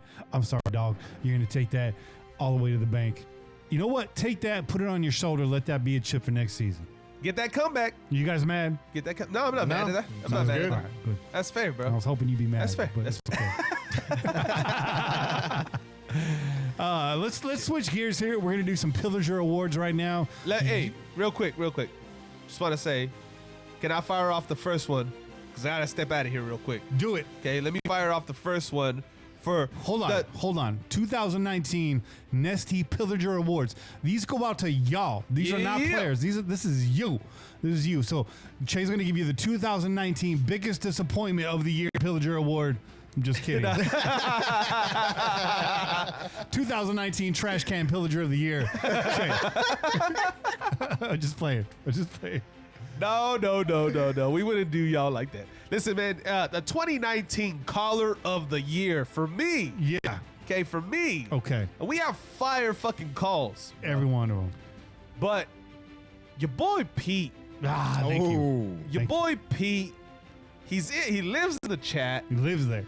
He leaves a fucking voice message weekly and usually has some fire takes. Super. Some just good calls overall, right? And yeah, man, I gotta say your boy Pete has to be my 2019 Pillaging Caller of the Year. That's what I was. I'm not gonna disagree with that. I like it. Bobby, you're outvoted, but I want to spread the love, though, Bobby. I want to hear what you have to say, man. If you were to give it to somebody other than Pete, who would you give it to, dog? Oh, this is a tough one, too. Honestly, not really. It's an easy one. Had to give it to my man Wop, top Wop Raider. Honestly, that's why. Because a lot of the times, as much positive attitude as we all want to project out there and try to, radiate and try to keep it going, WAP basically is that inner voice, that frustration that we all have sometimes. And that just says, yeah, fuck, God damn it. Yeah. What the fuck, Car? WAP is every Raider fan. So. I'm every Raider fan. Yeah. So definitely, WAP would have to be my caller of the year. And not only that, he definitely make me laugh all the time. Definitely, man. Yeah, dude. So shout out to WAP. Dude. WAP's the homie. WAP runner up, man. Solid runner up. And the list goes on and on. Like Chase said, every caller is pretty banging on this show. There's a lot of badass callers, but as soon as you said Pete, and I was like, yeah, that's exactly who I was thinking of too, man. Throw 3 Raiders in there. Throw 3 is pretty consistent. This year, a little less consistent as years past, but always bringing the fire, always giving you the weather. Weatherman 303, you're on that list as well. I mean, there's a lot of folks on that list, man. There's a lot of folks on that list. There is too. Not only that, who else? And WAP's got a call lined up for tonight too. Johnny as well, man. Johnny, just because he be having some of them hilarious takes, man, talking about car being like a gas station burrito and shit, dog. Yeah. That one had me going right there, dude. So definitely Johnny, dude. Shout out to Johnny. All right, I'm actually, you know, I'd be remiss if I didn't mention this gentleman. By the way, Raider WAP runner up. Okay. Yeah. I figured you would agree with that because I don't disagree with that. as Kenny said, it's WAP is basically every Raider. I'm every Raider. It's only me. Anything you want done, baby. See, that's why I didn't. That's why I didn't continue because I don't got the voice range that Che got. Oh. Yeah, get it. 2019 best call-in of the year, live call-in of the year. Ooh. Oh, I don't care what you guys say. I don't give a fuck what your opinion is on this one. The best call-in of the year, Super Mexican Gent. Yes. Gent. We can't argue that, man. Nope. The Super Mexican story will live in infamy. Yo, I've turned a bunch of people onto the Pillaging Podcast just from that story alone. You goddamn right. So Yeah. definitely. Goddamn right. Super yeah. Mexican, Hell yeah. Gent, nothing but better. So isn't that. Gent was at, by the way, if you came to the Jags game, you got to meet Gent. You went for a real treat because he is an extremely, extremely pleasant person. The most passionate, the most vocal, the most knowledgeable Raider fan that I know. The guy just lives and breathes and bleeds Raiders all the time, every single day. Call me randomly just to be like, and I answer the phone and he's like, Raiders. Hell yeah. So Straight Right Sports, man, thanks for the donation. He says, Mayock deserves a reward for proving he is more than an analyst. Had a lot of doubters this year. And the man answered with a damn near flawless draft, GM of the year. Don't disagree with that. I don't disagree with that. But Gent, not to steal your thunder, Gent definitely deserved that. Gent, and we talked earlier today. But Gent, you brighten up my day, bro. You've been my brother for a long time, and you had the best call of the year. So for that, you deserve this 2019 Nesty Pillager Best Call in segment. Absolutely, though. Of the Definitely. year, right? Yeah. Hell yeah. Can't disagree with that, though. Just the intensity that he brings. It's like he's like a lightweight Malcolm, man. But a little bit more organized, you know. He's not everywhere, you know, or sweating or walking around with like 20 shirts. It's facts. Those are facts, bro. Just cool peoples, man. Which brings me to the next award, the next Nesty Award. We did a lot of work this year, folks, and we couldn't have done it without the two of you, without Sammy Quasar, without the help of a lot of people. We put in a lot of work this year, bro. And by the way, we are exempt. We are all exempt from these awards. We work for the company. So Can't get our own goddamn awards. Get our own Come award. on. So best live guest of the year at the tailgate. Obviously, this one is a complete, absolute no-brainer. Bobby, the best live guest. It's my Nino, bro. My godparent, the guy that showed me my Raider. Not really. It's gonna be Malcolm. Hell yeah, dog. That guy was like a cross between like NWO and the Raider Nation, which is a perfect cross right there. And not only that, all those sweatbands and wristbands that he wore too, man. If you needed one, he got you. He got you. I mean, it wasn't gonna be dry, but he got you. Bruh, he's wet. And that shit had the funk of 40,000 years. And grizzly goons. Malcolm. Not only that too, but he also said it too at the I think it was the last tailgate, that last tailgate that we did on live. He also said that he was gonna pedal his bike from his house to the stadium. Yeah. Ride my bike there. That's what he said. That's exactly what he He said. has a tandem bike too. That motherfucker. Hey, who's riding with him though? Who's riding with Kermit the Frog, bro. him? No. Bro, what if he It's shows gonna up? it's little Kenny, bro. Obviously, little Kenny Jr. is steering the motherfucker, dog. Yeah, bro. Malcolm, we love you, man. Fuck yeah. Hell yeah. Moving on, where the rubber meets the road, we're already in it. We interact with a lot of you guys on social media via the phone calls, via the voicemails, via the chat, all that. But where the rubber meets the road is when we meet you guys in person. And we only got to go to one road game this year. So, but we do have a 2019 Road Dog Award. Yeah. And this is a man, we only went to one road game. He technically went to a couple road games, meaning every game he goes to is a road game. And that man you heard from earlier, that's Raider Brew. Oh, That's right. yeah. That is Raider Brew. Absolutely. Hell yeah. Seeing him on the road and seeing him in New York, that was really nice, man. Hell yeah. And knowing that he came all the way from Utah, he had a son out there. He found us, as oddly strange and charming as that was. No, that was awesome, man, because I was like, man, we got to link up with Brew. He took all the work out of it, man. He was just right there.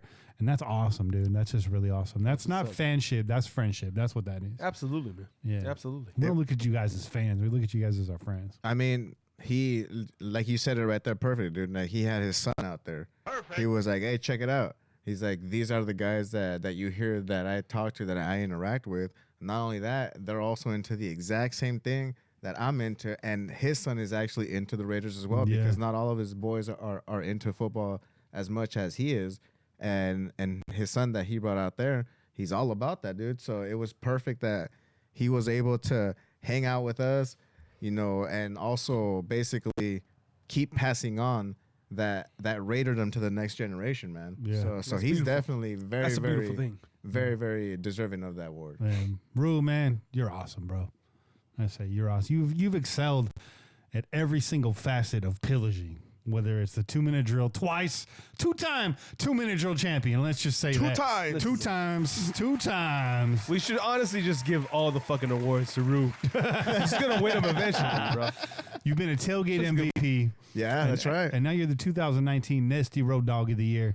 You deserve that and many more to come. Rue, we do love you with all of our hearts. We appreciate you, dog. I will pour silver straight down your mouth because you deserve that. Piping hot, molten silver down your throat. He has silveritis, so you got to be careful. He's got, he does not have chromophobia, by the way. Nobody got that answer right this year. Nobody did, huh? No, nobody did. I'm going to do a modified 2-minute drill filled with just the random questions. That would be fucking fun, dude. That would That'll be awesome. fun. For us, That'll be fun. it'll be fun for us. Whoever takes that challenge will never sleep again. We're like, what the fuck is this, Kenny? We got one more Pillager award to give out. And if we miss something, let us know. We will include it, or maybe we'll add an addendum next week. Who knows? But if you got a problem with that, Your boy Josh Fachon, though. yeah, Josh, thanks for the donation, Josh. He's asking if we have a green screen. If so, can you put up some clips and give your input? And you can't, and if you can't, I'll still talk my shit, but it's all love. Josh, talk all the shit, man. We want all the smoke. That's what we like. That's what we love. But Josh, we would put clips up on the green screen. However, 6D cease and desist letters later, we will not be doing that. Nope. We can't. We are on the hot seat. Yeah. In case another We've been on the hot seat. In case another well-established Raider podcaster hasn't slid in your DMs and let you know already, we have had our fair amount of legal troubles. Full disclosure, we have never hidden that from our fans. FYI, there's no reason to mention that in secrecy. So I'm just putting that out there. It's frowned upon, basically. I will wear that like a badge. In fact, I am attending games next year with every cease and desist letter stapled to my back. And shout out to NFLP and the paralegal listening to the show right now, because they do listen to every single episode and make sure I do not mention things like, well, I'm not going to say.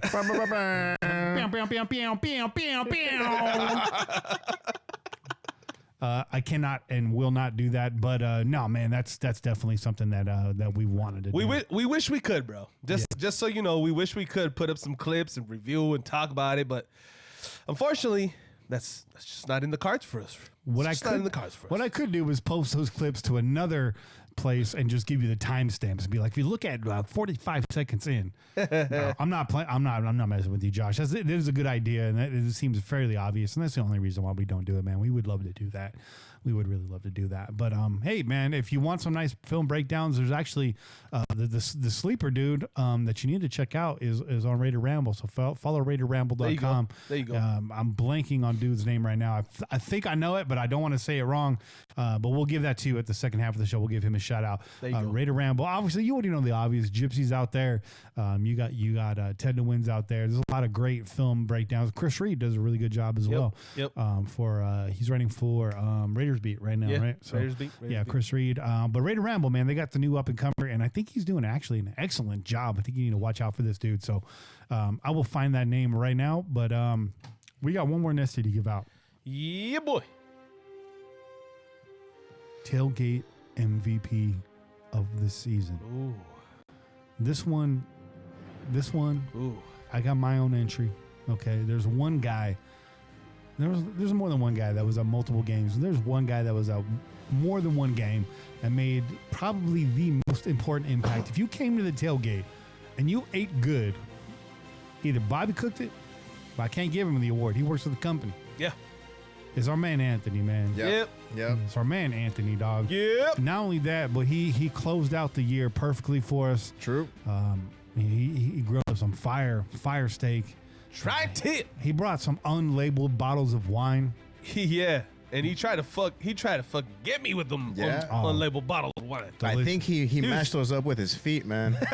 He mashed up those uvas and was like, "This is gonna be right here for chair right here." He man. was sitting in that fucking barrel for fucking 2 days, crushing fucking grapes, dog. He didn't shower that whole week either, dog. You know, I will say this. I will toot my own horn. Okay. He was like, "Try this, Kenny. I want you to try it." Now I do these flavor profiles on the beers or whatever. I'm no professional. We are just Jay and I are just winging it. We're just regular ass dudes. Regular ass dude. RAD, rad, regular ass dude. Jags. I'm just another guy. But he was like, "Try this." So I tried it, and I do swish it around in my mouth. I do that. I do that with beer too, because a little science, man. Yeah. Your tongue has different zones. You got multiple taste buds. You got sweet, you got sour, you got bitter, you got savory. Yeah. And some would say you have umami, the fifth flavor profile. There you go. And I told him, this tastes like very jammy. I'm getting I'm getting blackberry notes. I'm getting very strong vanilla on the back end. And he was like, "Dude, that's exactly how it's built." I was like, "Goddamn right it is." Goddamn. So I'm a professional drinker. But not only did Anthony just say, I did not know this guy knew how to cook. Apparently this guy does this. I didn't know. I was like, "Dude, would you please help us out today?" Because if you guys have been to our tailgate and you've met us, and you come early, the second thing I'm gonna ask you after where are you from? What are your grilling skills like? Can you cook everything today? Do you know how to light charcoal? I think next time we're doing a live tailgate, I'm just gonna put the grill right next to me and I'll just be flipping while on the show. But now, man, Anthony held it down this year. We got to meet you at Ricky Sports Bar in the off season. It was a brief, I'll be honest, awkward kind of meeting. Every time I meet somebody brand new, I'm an awkward dude. I just feel awkward all the time. And you ended up coming through, and we ended up becoming friends, man. So we really appreciate you, dog. You are super cool. You and your lady, really down to earth. And I met you on Reddit, and I'm not going to say your Reddit name because that is taboo. And your name is wild. But the food was delicious, on point every single week. You did a hell of a job improvising, and you sent us and the Raiders and the rest of Raider Nation that came by off with a really nice final farewell at that Jags game. And you had an idea and you pulled it together at the last minute. Despite all adversity, I'm not going to air your personal stuff out there, but you went through a lot that week, and you've gone through a lot in the last couple of years, man. So my heart goes out to you. Yeah. We love you, bro, and we appreciate everything you did, because really the most important thing in a tailgate is not a fucking podcast, dog. It's a taco. It's what's on your plate. Yep. And it's not a tailgate unless that coal is burning. So, Tone, man, you held us down. You made us a tailgate. You made it what it was, and you were out there, dog. Honestly, bro, what you just said is key. Because if he wasn't there fucking manning the grill while we were doing the show, people would have fucking paused, listened up for a second, and kept on fucking moving. Yeah. But the fucking food was fire. Yeah. The beers were fucking on ice. And the show was fucking, it was what it was. We were doing the damn thing out there, too. Doing the damn thing. So all those three components just kept motherfuckers in place. They stuck around. Bro. I got 3 runner-ups in this category. Yeah, okay. Well, let me add one more thing too to that as well. Not only that, talking about knowing how to cook. He knew how to keep from the chorizo, keeping it from burning that motherfucker down, dude. Yeah, chorizo. Yeah, we had some people that they almost set fire to the dark side. They almost died. Bless their hearts, they tried their best, man. But yeah, they almost burned down the neighbor. And they nearly set Darth Vader on fire. It was like Revenge of the Jedi up in that bitch, dog. But with charcoal. Yeah. Charcoal briquettes. My 3 runner-ups, number 3 was going to be Gabby. Yeah. Oh, yeah. Gabby, only number 3 because you weren't able to stay the whole time. I know you got your fan club. Now you're never going to get that fucking rum cake, bro. I want all the smoke, Gabby. From Gabby, I want all the smoke. That's my sister. We are going to talk shit until the end of time, and I'm looking forward to that. Number 3. And number 2, I'm going to give to D-Man, man. All right. I'm going to give to D-Man because D-Man was at like every single one of our tailgates. That's right. That dude's hella cool as fuck. Yeah. He's super understated. He's quiet. He just hangs out. He kicks it. But that dude is hella chill, bro. And he always looked out for us too, man. Every time. He was always like, hey, if you guys want to park up closer, we're right here right now. Come through. That's right. That's right. I remember that. So D-Man, you don't get enough credit on the show. You donate every month. You are a subscribed donator, and you rock with us real heavy. You're a fantastic personality on Twitter. You're just a hell of a Raider fan, dude, and we don't talk about it enough because you know what? You are so understated and so humble. It's just you fly under the radar on purpose because you're a hella cool guy. Like, you're not really trying to be that dude. And that's what makes you that dude. That's the ironic thing about it. D-Man, you're that dude. You're a solid guy. But the number 1 runner-up and the Raiders tailgate MVP, the Nesty tailgate MVP, it's got to be my man, St. Homer, dog. Yeah. Oh, yeah. The most pious man in Raider Nation. That's it. That's it. You gave him that label a long time ago. St. Homer. The man that shows that you can be a devout Christian and still whoop someone's ass in the parking lot. That's right. Derek Carr, pay attention. Take notes. Yeah. Take notes. Facts. Facts machine. Fact. That's your silver and black fact of the week right there. Thank you, Bobby. Thank you. But yeah, runner up definitely go because I've told Homer this, man. Every time he shows up, I give him daps, give him a big hug. I tell him I love him, and I say, you know what? It's not a Raider game if you're not here. That's the dude that makes it a Raider game for me. When I see him, and I feel bad because at the Jags game, I didn't really get my time with him. I usually have like a good solid 10 to 15 minutes where we just chop it up. And, St. Homer, man, not only you one of the best Raider fans I ever met, you're in that gent class of Raider fan. You're just a fucking tailgate vet, bro. Yeah. It's Veterano. crazy because every time I hear that voice, whoever I was talking to, I would just stop and I would like, hold on, just turn around and just yell, Homer, and just walk right over. He'd be like, Bobby, man, dude. And it's crazy because I don't know who this cat is. I had no idea who this cat was. Yeah. Because of y'all, you guys are like, hey, check it out. This is Homer right here. This is the cat that you've heard on before. Like calling in. And I was like, yo, so what's up, Homer? And straight out, man, knowledge like nobody else that I've seen, man. Big time. So yeah, I'm gonna vent an award on the fly. The Nesty Raider OG of the year goes to Mike St. Homer. Oh, that's nice. Right. On the Mosca right there, Doug. You came up with that. I like that. On the Mosca. That's on the fly for all of us Spanish impaired listeners. I like that shit. On the Mosca. On the Mosca. De la Mosca. Yeah, man. I don't know if you listen to the show because you're old school and you probably don't know what the hell a podcast is. But you are on my website every single day, and you're on my mind all the time when I'm watching the Raiders, and you are always at the tailgate because you are the homie. You showed us how to do this, and I appreciate you, dog. I consider you like a family member. So, Nesty Award. And with that concludes our first segment. We are saving the best for last. There you go. We're going to give you our comeback player of the year, our most improved player of the year, our trash can player of the year. We're going to back that garbage truck up one last time for 2019. And, of course, the 2019 MVP of the year. So, with that, we will sign off with the music. The 2019 Nesty Awards to be continued on the other side. We are going to take a break for right now. My name is Kenny Stapler. And we will see you on the other side. Out here. Peace. Big effing deal. Oh, shit. Oh, man. That was fire.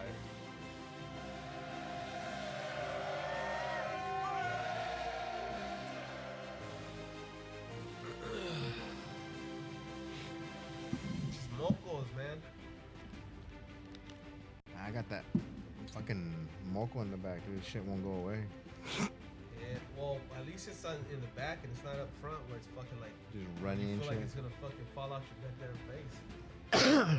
That's where mine are, but they're on their way out, bro. It's just when I'm talking.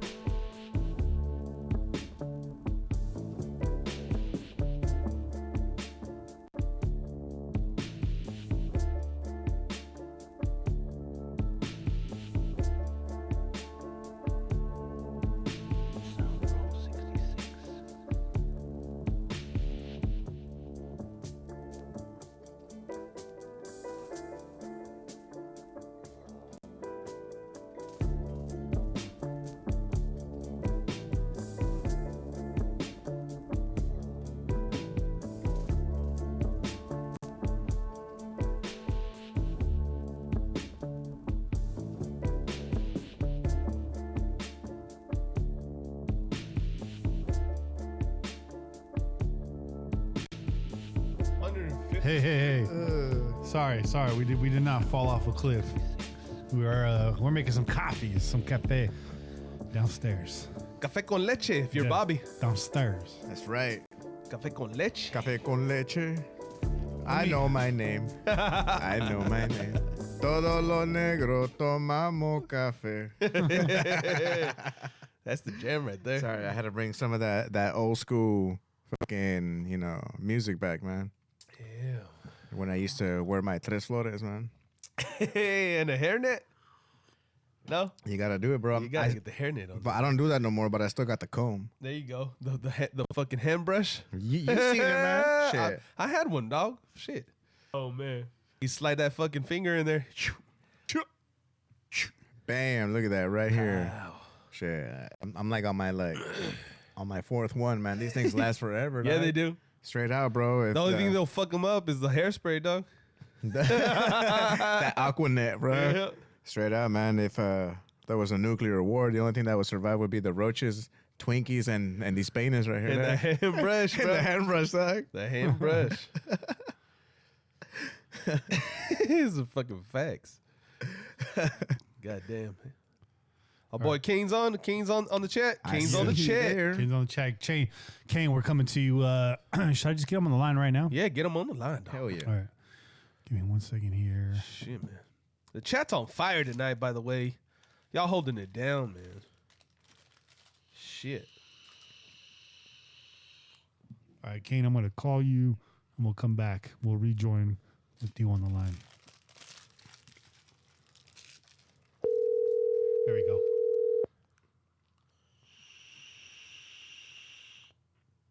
Hello? Kane, what's up, man? Hey, what's happening? But we're on break right now. We're gonna do a rejoin, and then we'll get right back into these awards. Okay? Yeah, for sure. All right, cool.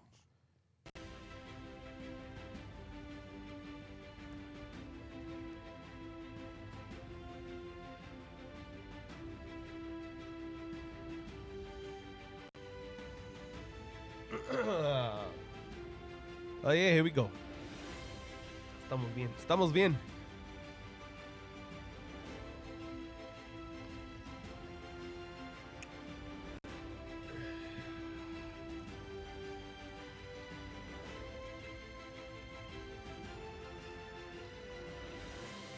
Welcome back to the 2019 Crow's Nest Raiders Player Awards, the Nesties.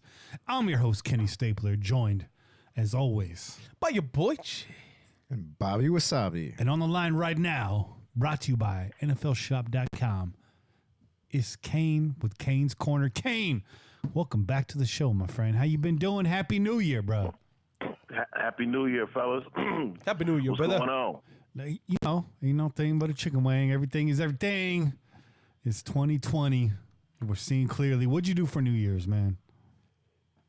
Man, I just kind of stayed low. I didn't really do shit. I was asleep by before 9 o'clock, I think. Yeah. Yeah. You watched the East Coast feed at least? You got to see the ball drop on the East Coast? I didn't see none of that. Yeah, fuck all that. No. We're too old for that, man. Hey, Kano was already there at Times Square, so he already right. done that. Right? That's right. We I live don't out need to there. see no goddamn ball Man, drop. shit, I was off the drink and the herb. So by like probably 8 o'clock, I was over. It was a wrap. Let me guess. You drank on New Year's Eve. There's nothing better than the champagne of beers. You drink a Miller High Life? Actually, no, I wasn't. I was drinking some I think 805 Oh, nice. and some vodka shots. Yeah. You know, and a little bit of the herbals. Yeah. You know, the first time I had the New Amsterdam was with you. That's a cheaper vodka, but I thought it tastes pretty damn good, to be honest. I'm not a vodka guy, but I thought it was pretty damn smooth. That's my shit when you ain't trying to buy the Grey Goose, but Grey Goose is my shit. But when next to that, and New Amsterdam is good. Yeah, it is. Yeah, You know what they say? They say that all vodkas are really created equal. Like, don't break the bank buying a vodka is what they say. They also say if you run into a Brita, it's the same thing as the finer vodkas. They're just filtered more. And the Brita's got that charcoal filter. So they say it's the same damn thing. But I ain't pouring no vodka to a Brita. I'll just pour it out the bottle. and let my teeth filter it out. Right into my mouth. Yeah. Yeah, that's cool, man. 805. That's one of my go-tos. That's a good beer. That's a good beer. I think that's like a good micro brew for like everybody. The 805. But hey, without further ado, we're giving out these awards, man. Oh yeah, the Nesties, bro. I don't know if you've been paying attention, but we're giving out the Nesties because it's Mr. Nesty time. That's right. It's the Crow's Nest Player Awards, the Nesties. And so we got to get back into it, man. We got a few more categories left, and we need to save those for Kane. Let's start off right here. The 2019 Nesty Lifetime Achievement Award to a player in Raider Nation that has done the most with his career and has had a great impact on the Raiders, and his personality and his character will always be synonymous with the silver and black. This is one, I'm sorry, guys. I'm going to open this up after this category, but I just got to go ahead and give this one to Tom Flores. Does anybody disagree with me? No. Nope. No, I don't. Tom Flores with the Super Bowl rings as coach, as Player, assistant coach. Yeah. He's done it all. Radio, announcer. Ambassador to the tailgates. That's it. Yeah, Tom Flores, man. Since they dragging their feet on giving you the one that counts, hey, we got your back, Tom. You take this Nesty for right now for what it's worth. Tom Flores, welcome to the Nesty Hall of Fame. Yeah. Lifetime Achievement Award for Mr. Tom Flores, ladies and gentlemen. But this, That's right. Kane, this is. But didn't he get into the regular Hall of Fame this year? The senior committee voted him in or something like that, or is he up for a vote from the senior committee? I think it's either that or he got voted in. Yeah, I did see his name on that list. I don't think he's up for the vote. He's up for the vote. He's up for I it, believe. but he's not officially in. That's a slam dunk, though, right? It should be, but it should have been fucking years ago, so we can't really say that, dog. Can't really say that. Kane, can you speak to why Tom Flores, it's taken this long for Tom Flores?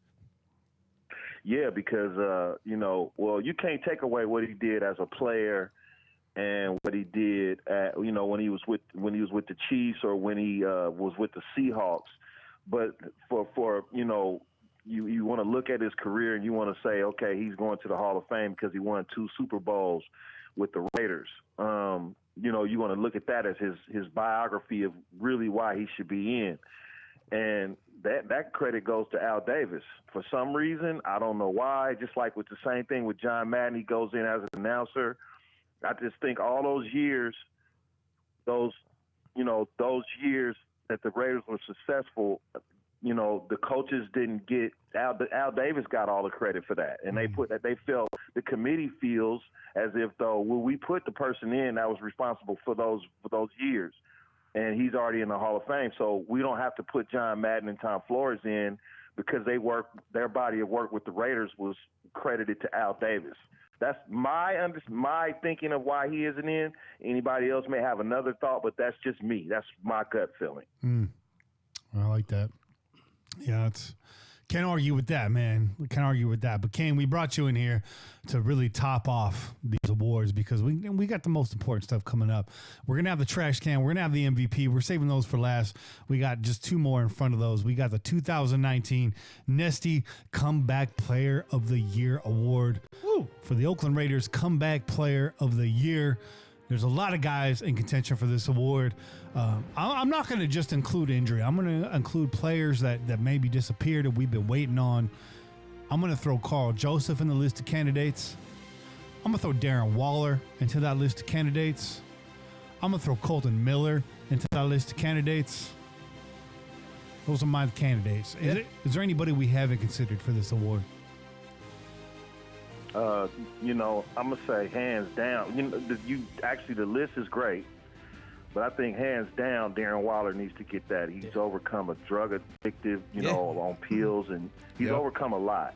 Had to go through rehab, get back in football shape, and he's back on the field, play, Pro Bowl style football for the most part for the season. Yep. And I'm not taking anything away from those other 2 guys on the list, but in my opinion, that award, there's no other recipient. There shouldn't even be a list when it comes to that award. When it comes to we're talking about Darren Waller and what he's gone through.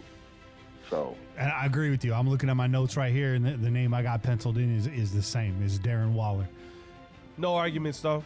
No arguments. I mean, hands down. He has to battle everyone on that field, and then he has to battle himself off that field as well. So Right. Well said. he's definitely well deserved of that as well. Darren Waller's fight does not end with the final whistle. This fight goes on every single day. As an addict myself, I can really feel what Darren Waller goes through, and he's not even as far removed from it as I am. Right. And I think 13 years now for me. About 12. I'm giving myself too much credit. There you go. I get cravings every single week. It's an ongoing battle. There you just go. got to fight those demons off. There you go, man. Give him that uppercut. But yes, Darren Waller, much deserved.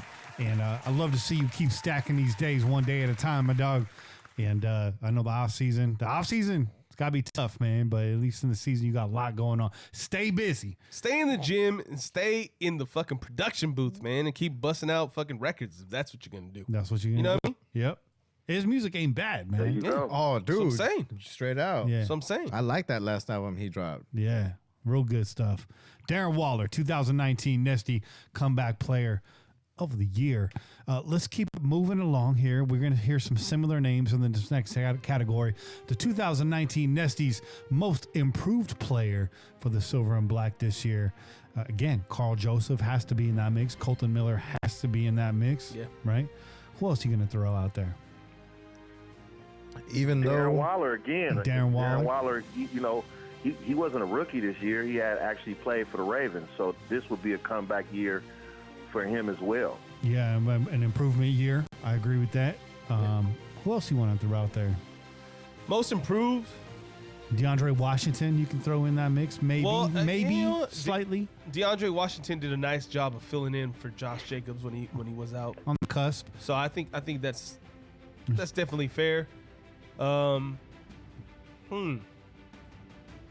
Most improved. I think that's the list right there, though. Yeah. I think that's the list, honestly, the list. because trying to think of who else besides Colton Miller, besides Carl Joseph, and yeah, I don't think anybody else is necessarily deserving of that award. I think this outside of those guys. This is a tough one. I think whoever we say, people are going to disagree with. There's going to be some folks that deserve awards that just don't get awards, period, this year. I had Carl Joseph in my notes, but I'm disagreeing with myself. My gut feeling on this, really,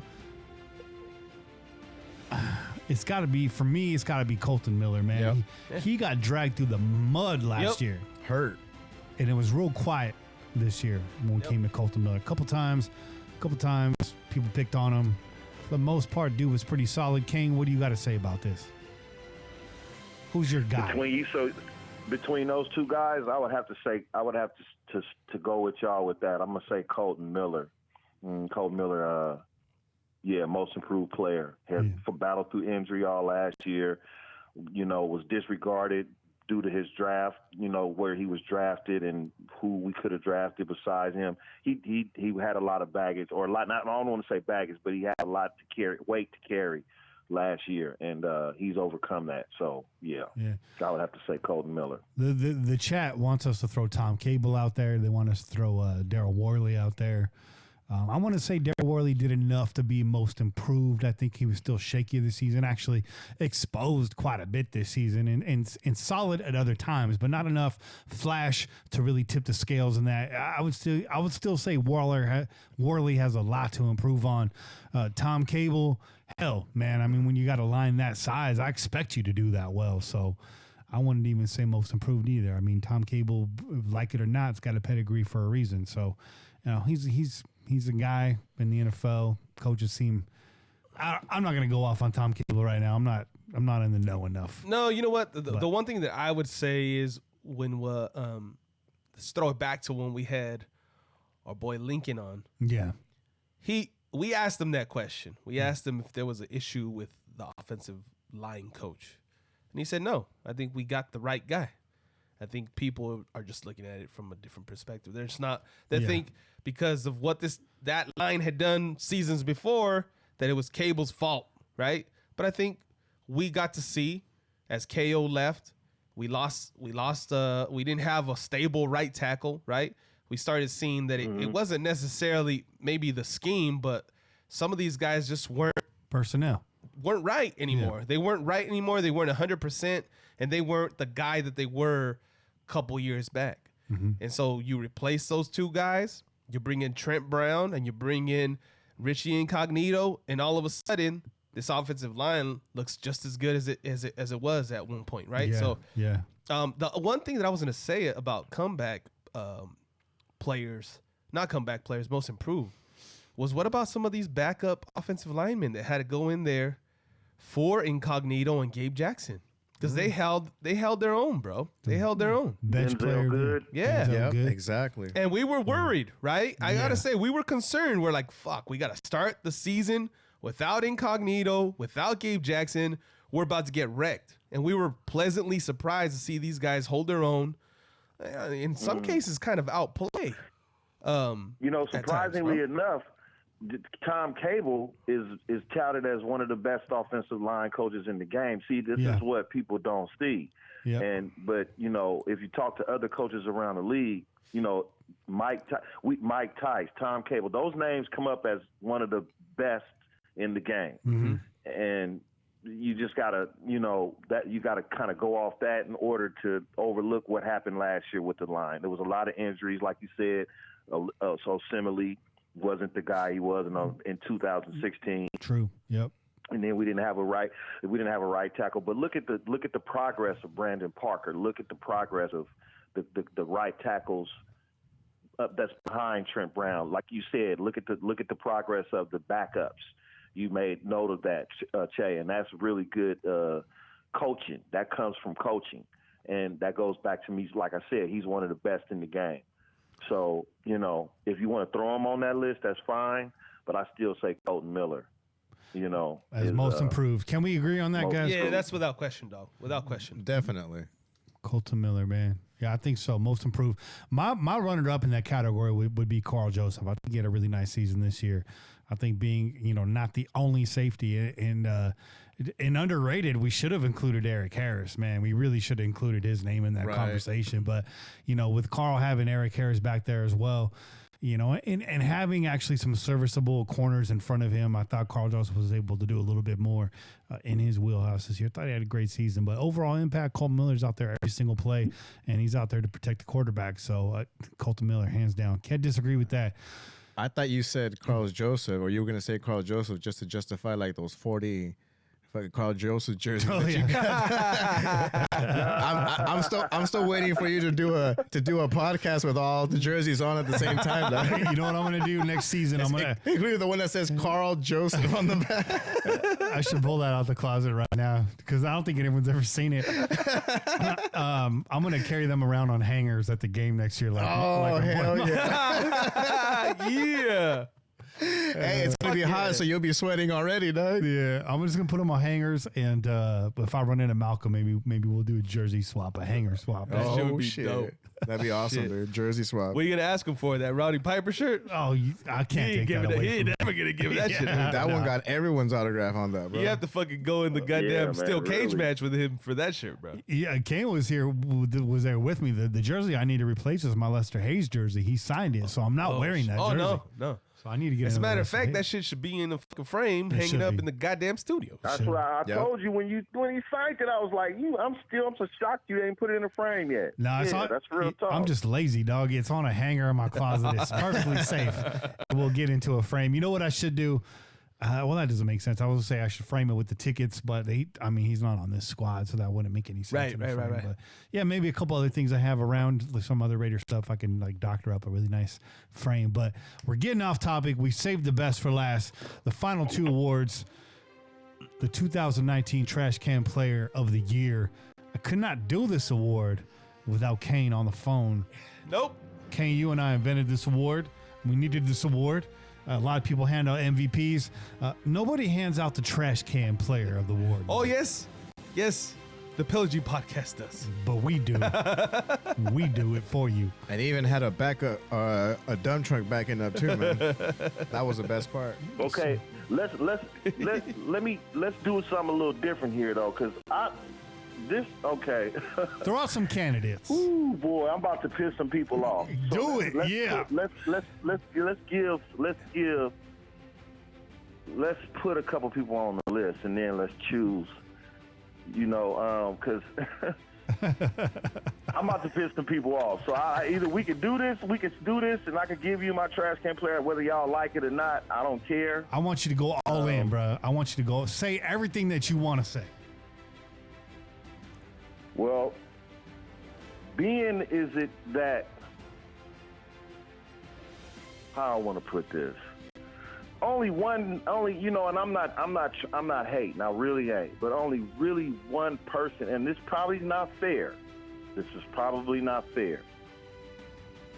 But only really one person comes to mind when I think about trash can players and, stats and all this and that. That don't mean shit to me. You can have the best stats in America, but if the wins don't come with the stats, I don't give a fuck about them stats. I like where this is going. Let me just say that right there before I say this. But you know what? Derek Carr is the motherfucking trash can player of 2019, and I don't care what y'all say. But that's just the only. Doesn't nobody else come to mind when I think of trash on the field. Derek Carr comes to mind. That's just what I mean. That's just me. And when you said trash, I said, okay, give me a list because I want to be fair. Yeah, I'm being fair. That's the only person that comes to mind. You don't chunk plays into the ground on fourth down when you ain't got no other choice. You don't. Oh man, it's just so much other shit that you just don't do. But y'all, the stands is gonna say, oh, stats this, stats that. This and that. Fuck a stat when you ain't winning. You know what I'm saying? These fans and then think people gonna say these fans think games are. Say, oh, he don't have a wide receiving core, or it's a lot of quarterbacks that don't have a wide receiving core that make those wide receivers that they do have around them better. Quarterbacks make their players around them better. It's not the opposite. You don't need to have good players and shit correct so you can be good. No, you're the man. You go out there and make everybody around you better. You're trash in my mind. But like I said, it's not fair, but that's what it is. That is what it is, man. No disagreement here, man. No disagreement. We've been giving him that smoke for 2 weeks straight. Yeah. We could pull up other names. We can give you candidates. We could have had him as the biggest disappointment, but no, we had to save him for this category. Yes, a lot of you are mad. Here's what I have to say about you fans, because all of you are going to point to the numbers. Top 10 quarterback, this many yards. Games are not won on spreadsheets. Nope. They are won on the football field. I will say that again. You do not win games on spreadsheets. You win them on Sunday in a stadium packed with fans. Facts. Mm-hmm. Look at Deshaun Watson game last night. His stats was sucked 3.5 quarters. But guess what he did? He put his team on his back and went out and won a goddamn game. That's right. That's right. Yeah. That's what he did. Yeah. So, hey, stats don't mean shit. Victories mean everything. Everything. You know what I'm saying? Yep. Everything. Outside of the pro game, we were watching, Che and I watched the Rose Bowl. Yeah. I was telling you about what the birds tell me. And who knows what birds do? Birds change their mind all the time. So who knows what's going to happen? This is not my opinion. I'm not a fan of Justin Herbert.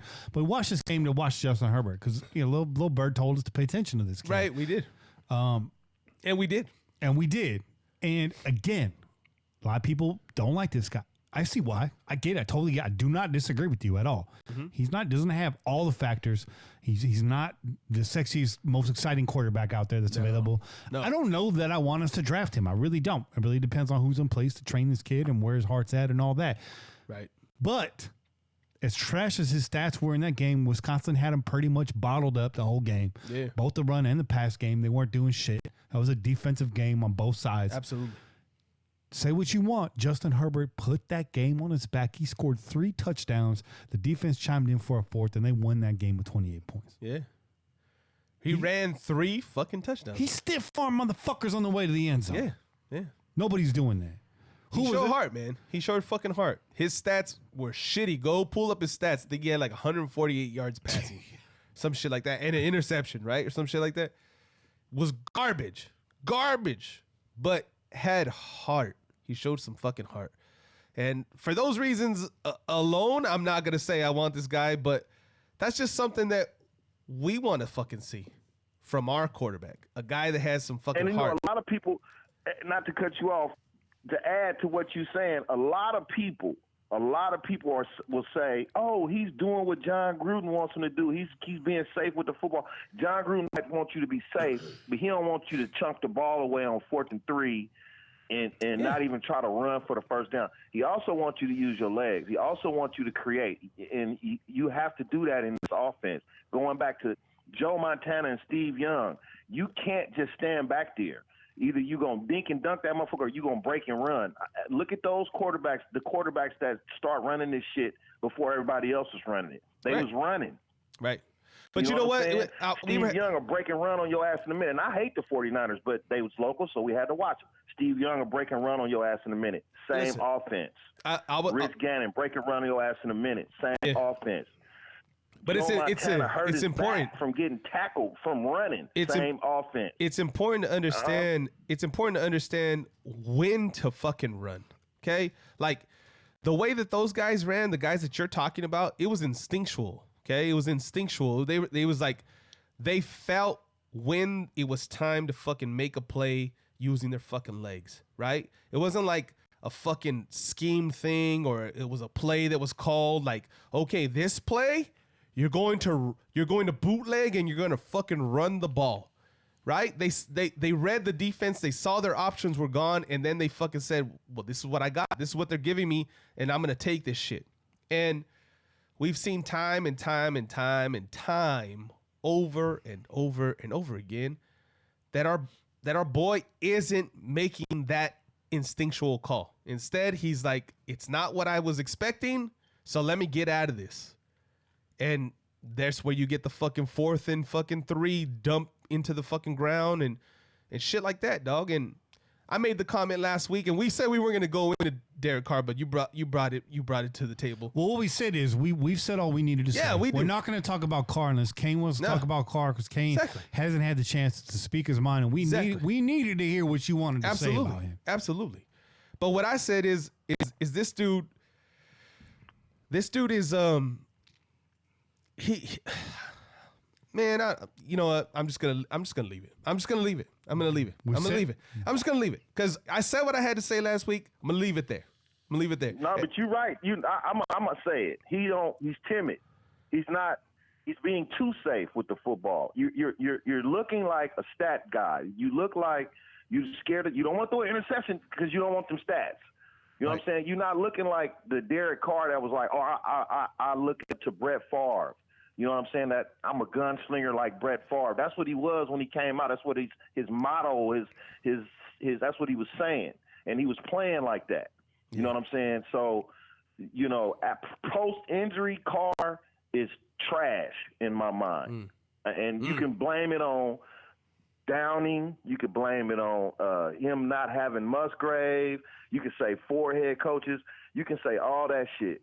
But one thing is certain is that he's not making a play when it's an opportunity given for you. You got 40 clear. I have seen the pictures, the film, and everything. Yeah. You have 40 clear yards in front of you, and you chuck the fucking ball away into the out of bounds. Why not run 30 of those yards? Yeah. I just saw Russell Wilson do it today. Yeah. You know what I'm saying? In the first quarter of that game. Yeah. He saw 30 clear yards downfield and broke running. Josh Allen did it yesterday. You know what I'm saying? Mm-hmm. Quarterbacks doing it. Old-ass Josh McCown was running downfield for his life. Drew Brees, 40 years old. Yeah. Drew Brees, 40 years old, running downfield with the football. It's not uncommon for you to try to make a play when you really want to win. Yeah. But if you really want to go to church and be in church and be a pastor, you a good dude. Do that. You got your 24 million, 25. You got toe off. You rich. You don't have to never play a down of football again, and that's fine. But if you're going to play football, then play football and stop making business decisions. You know what I'm saying? Yeah. Every time you should make a better decision. You make a business decision instead. Yeah. That's what I see. Yeah. And you know, people, you must not be watching the game of football. You don't watch this quarterback. Man, fuck all that. All the other quarterbacks out here winning. All the quarterbacks that's in the playoffs right now or that's got kicked out, they all use their legs. All of them. Go back except for the old-ass Tom Brady, the last two old dudes that got kicked out the playoffs. Everybody else runs. Everybody else will run the football. Mm-hmm. So I'm just saying, man, even Tom Brady will break and run, 2 miles an hour down the field trying to get 10 yards. This is, I'm bro, just saying, I was just talking about this shit. He doesn't have it in him. I was just talking about this shit just earlier with our boy Paulie. Mm-hmm. Downstairs right before we came up to start prepping for the show and get this shit going. I was saying, bro, like even Tom Brady knows when to fucking get the hell out of there and run. And that motherfucker got knees like my fucking 96-year-old grandfather, dog. Okay? And he looks awkward as hell running. As a matter of fact, right. I put money on my grandfather to beat him in a fucking 10-yard sprint. Tom Brady got a cue ball in his left knee. He's still out there running. But he gets the fuck out of there, bro. As ugly as it looks, he'll get out of there and keep that fucking play alive, and he'll give himself an opportunity to keep things going. And Carr has no excuse not to do that shit. The motherfucker is he's an athlete. He's a great athletic specimen at fucking quarterback. Okay? The motherfucker came into the league with a 4.6 fucking 40, like 4.67 or whatever it was. He can run, and we've seen him run. It's about not choosing to do so. And when you do, careless with the football, sliding early, just playing scared. Listen, this is the last thing I want to say about Carr. We got to move on from this, guys. Yeah. Because we got the MVP. All of you Carr stands, all these Kardashians out there, hey, I was a Carr fan too. I'm not really a Carr fan anymore. I'd like to see him land somewhere. I'd like to see the kid have success. I'm not trying to hold him back. But as far as his time in Oakland is done, but to all you Kardashians out there, if you want to keep hanging your hat on a 2016 season, don't stay up at night because it's 2020. 2016 is in the rearview mirror. Yeah. We've all had the relationship with that first year was just beautiful. It was lovely. The sex was nice.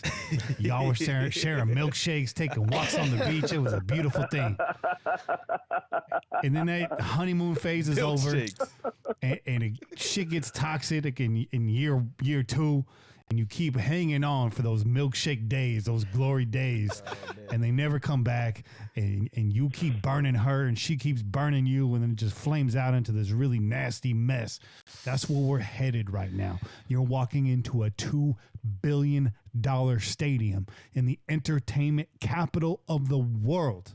Of the world, Craig. The world, Craig. It's time for a change. Yeah. It's time for some excitement.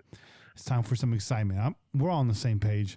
I know not all of our listeners are, and that's okay. I get it. I see why you wanted to defend him. We haven't had anything. I know the whole argument, but I'm just going to let everything that we said just resonate and ring out. Just think about it. Consider it. We don't hate the dude.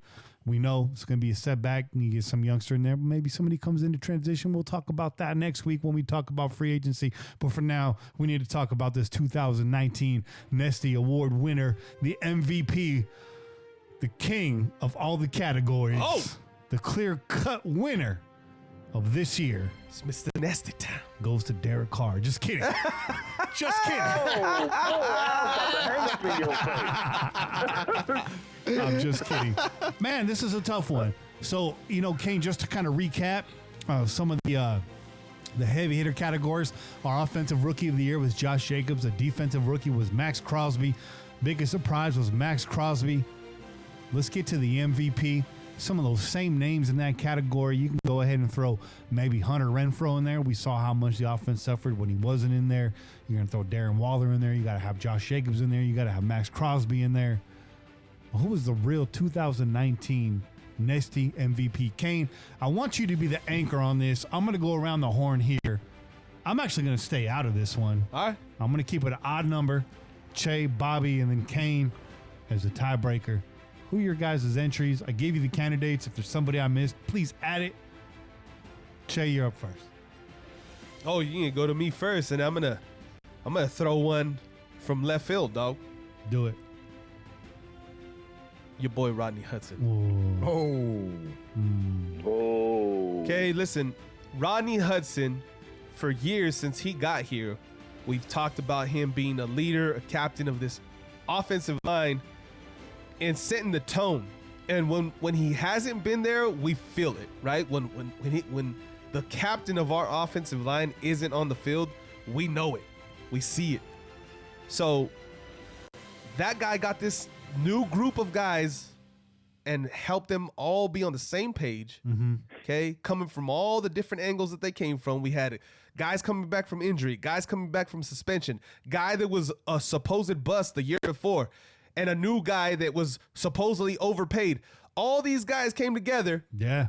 And he's the fucking glue because he's a goddamn captain. And he had a guy that with no discipline. There you go, man. He had a guy that was supposedly with no discipline. They held him in check all year. Apparently, right? Apparently. So listen, man, this guy, to me, there's a reason why he fucking made the Pro Bowl. He should have been the fucking first team Pro Bowler. He should have been the fucking first team All Pro. I don't understand all that. I don't understand any of that bullshit because the dude's been doing it year in, year out. But Rodney Hudson, I see you, dog. And that's why I'm making you the fucking MVP of my fucking team. Strong. Coming in strong. Ooh, that was wow, solid as fuck. That's solid. That is solid. That was good right there. Ooh, man, maybe rethink my whole life right now. Damn. I'm glad I'm not in this. Bobby, man. Whoa. What you got? This is a hot take, man. Hot take. I got the fucking button ready. MVP goes to AB. No, I'm just fucking with you. Yeah, that's a double negative right there, dude. No, mine definitely has to go. We've already mentioned his name before. It's Josh Jacobs, for damn sure. Josh Jacobs, because not only that, he reminded me of my childhood, man, of just watching Bo Jackson run, dude. Yeah. That was when I wanted to. You hear the song? You remind me. Yeah.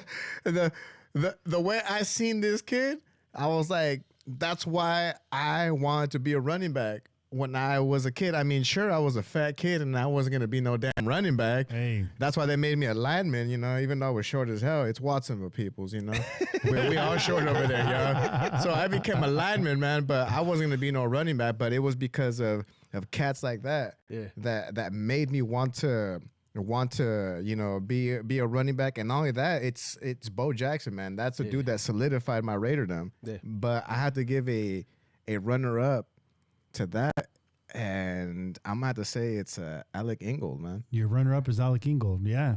And the reason why is because he made Josh Jacobs happen. Yeah. A lot of those times, man. Like, he was the guy just flying head first, just, spearing all that out of the way for Josh Jacobs to happen, man. So as a runner-up, that's a solid take. That's also a hot take. I'm gonna give you that.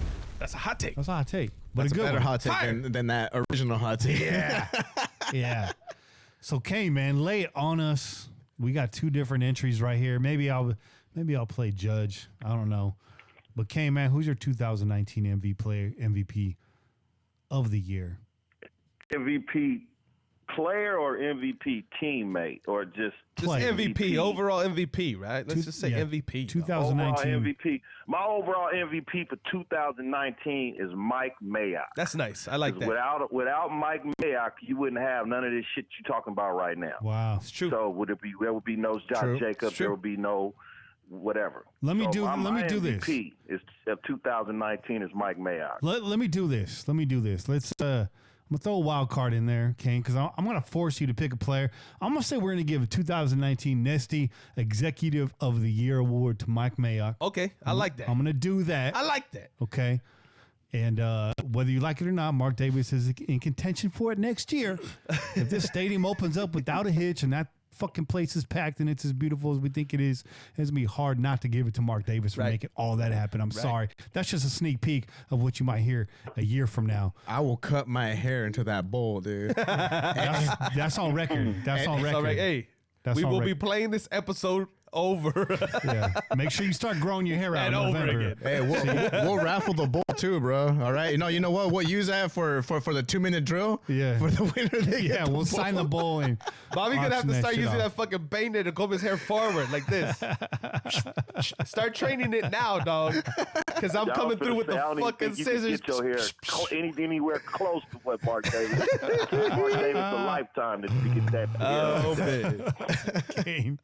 So I'm going to force you, Kane. I'm going to force you to pick an MVP, most valuable player. That's what it stands for in terms of the NFL. Your most valuable player in SD.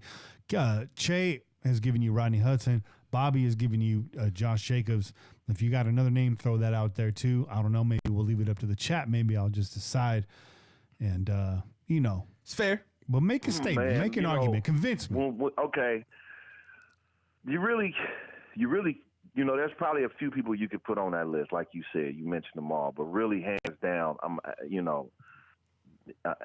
this dude is like Michael Jackson when he made Thriller on Grammy Day when he went home with all the Grammys. Josh Jacobs, man, he should go home with every award on this list. That's not defensive.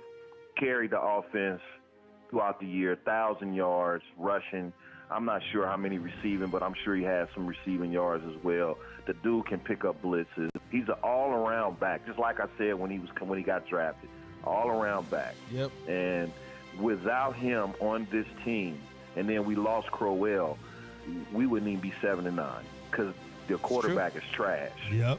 So, this award should go hands down to Josh, in my opinion, to Josh Jacobs. I think that's a tiebreaker right there. I'm not going to disagree with that. I said earlier on the show, same thing you just said. If Josh Jacobs is not on this roster this year, what the hell would our record be at this point? We would be a 4-12 team again. It's true. Josh Jacobs kept us in the fight all year long and held us down on first down, first, second, third, fourth quarter. Josh Jacobs, the 2019 Nesty MVP award winner this year. Josh Jacobs, hats off to you. You deserve every ounce of that award. Josh Jacobs, man. Brought home 2 awards this year. 2 awards. Shit. Him and Max Crosby, man. Does Josh Jacobs look like a rookie at all to you? No.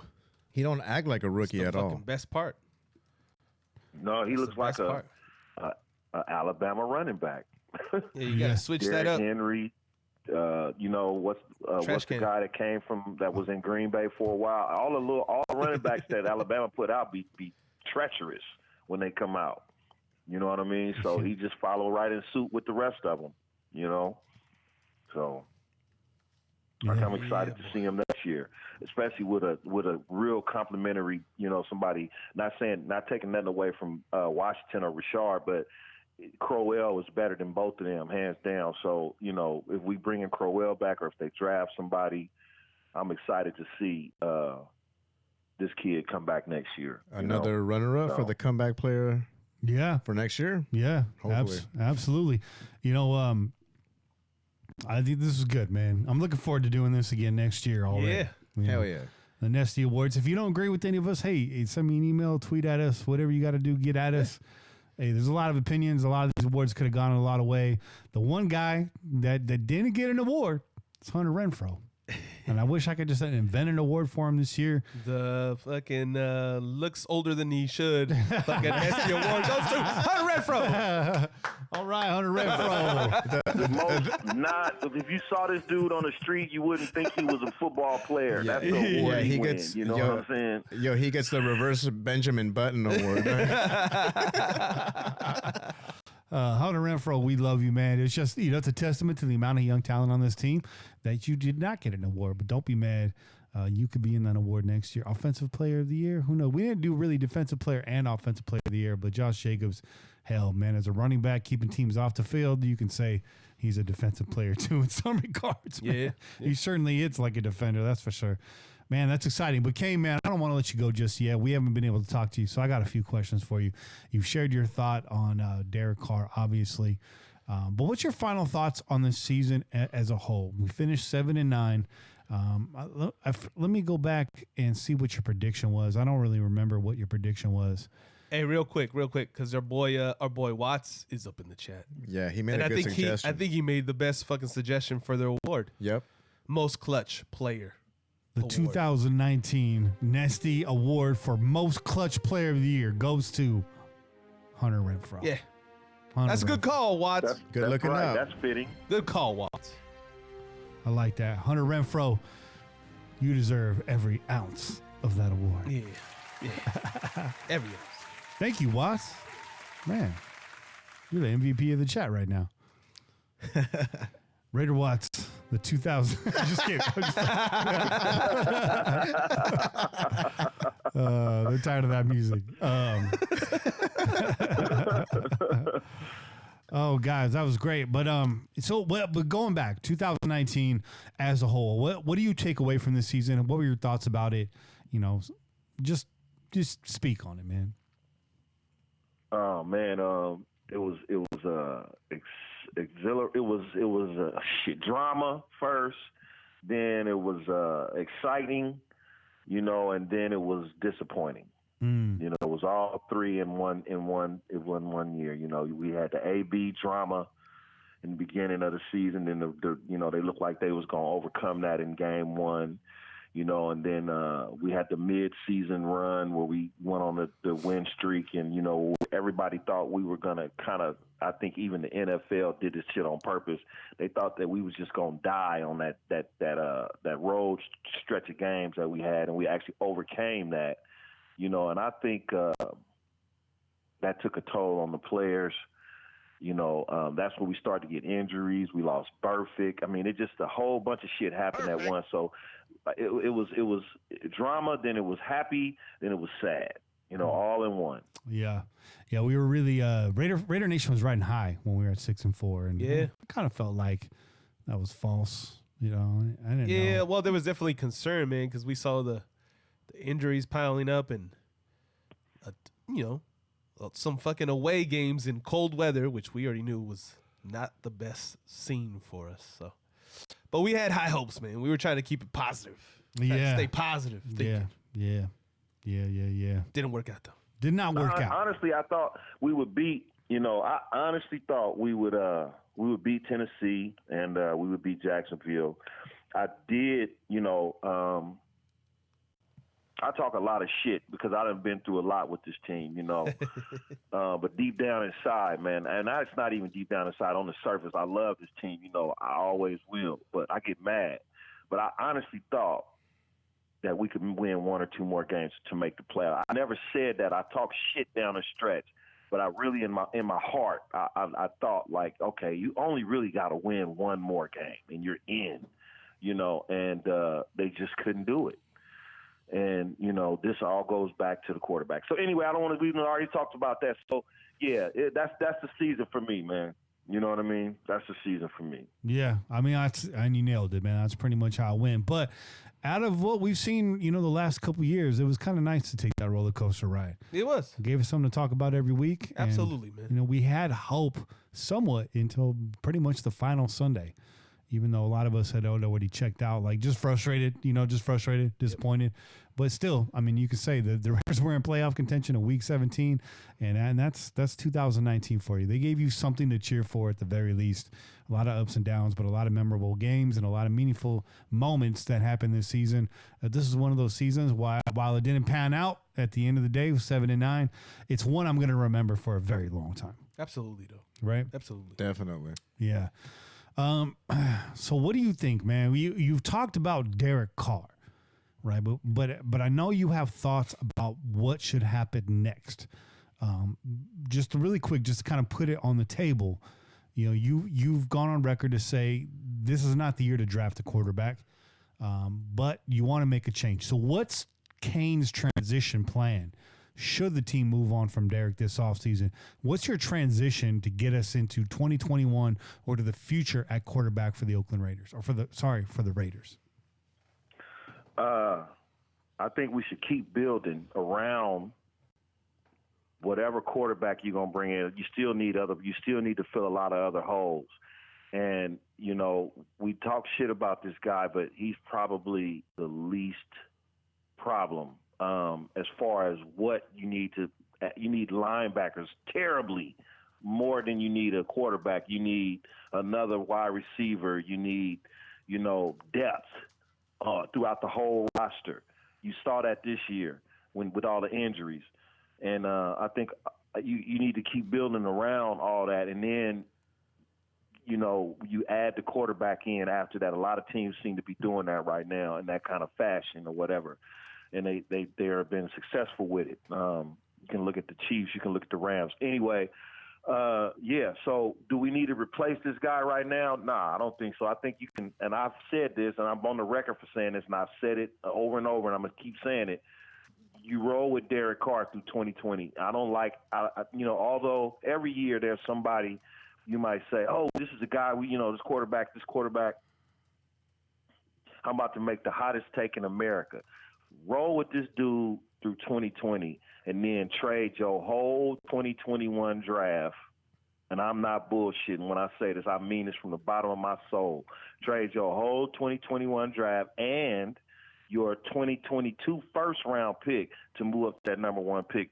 You already, because if you do good in this year's draft and free agency, and you get the right contract, you're going to have somewhat of a better – your team is going to be a whole lot better. You can see that because you had injuries or whatever the case may be. So your team is going to be better next year. You're going to have basically 3 first-rounders because you got Abram, who only played 1 game. So you're going to have essentially 3 first-round picks on the field. Then, whatever else you draft around that. If you don't take a quarterback, if you sell the farm in 2021, guess what? You did most of your work in the previous years. So you can actually do that. I know it sounds far-fetched, but you can actually do that. In 2021, throw the kitchen sink at the draft and select who? Trevor Lawrence. Who else? Elvis Presley? Shit, you're going to draft Trevor Lawrence at the number 1 spot. Yes. You're going to sell your whole draft to get this dude. He's worth every bit of it and your 2022 first-round pick. He's worth it. When the dude looks like a pirate, too. He looks like a goddamn Neanderthal. I told Kenny, what was it, when we was hanging out that one day, is that just look at this kid. He gets rocked, got hit hard. Yeah, he did. Went out for one play. Came back in and ran for 52, 54 yards, something like that, and scored that touchdown because they needed that touchdown. And he just showed it right then and there. It's like, cool. See that? Even with getting hit hard, he don't get scared. I'm excited for this national championship game. Yeah. Clemson LSU again. Hell it's gonna yeah. be a good game. It's going to be nice. It's gonna be a good game. I don't even think it's fair. I think Clemson going to wear that ass out. LSU is not LSU. Joe Burrow is – LSU is not in a good conference, first of all. And secondly, Joe Burrow is one of them guys that's his ceiling, he's already hit it, in my opinion. All right. So I don't like nobody in this draft, only because I see what the future holds. And there's a way to get this dude. I don't care what nobody say. We could be 8-8. There's a team out there that wants your whole draft. If they're the number 1 pick, they obviously need players, right? Mm-hmm. So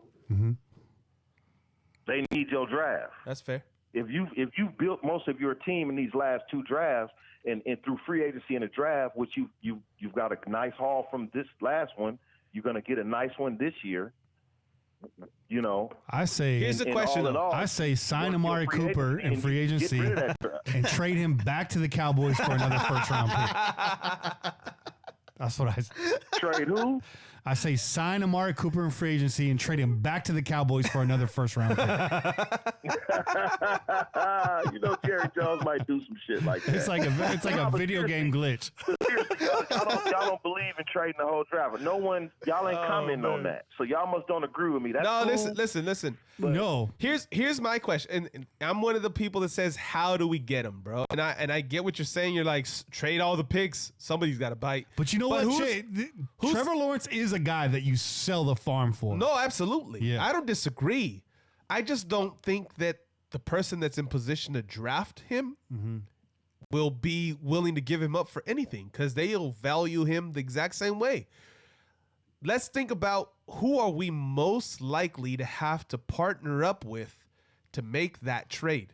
Who are the teams that are going to sit at the top of the fucking list in the draft the following season that are going to have the shot to draft that dude? Miami will be there. Miami?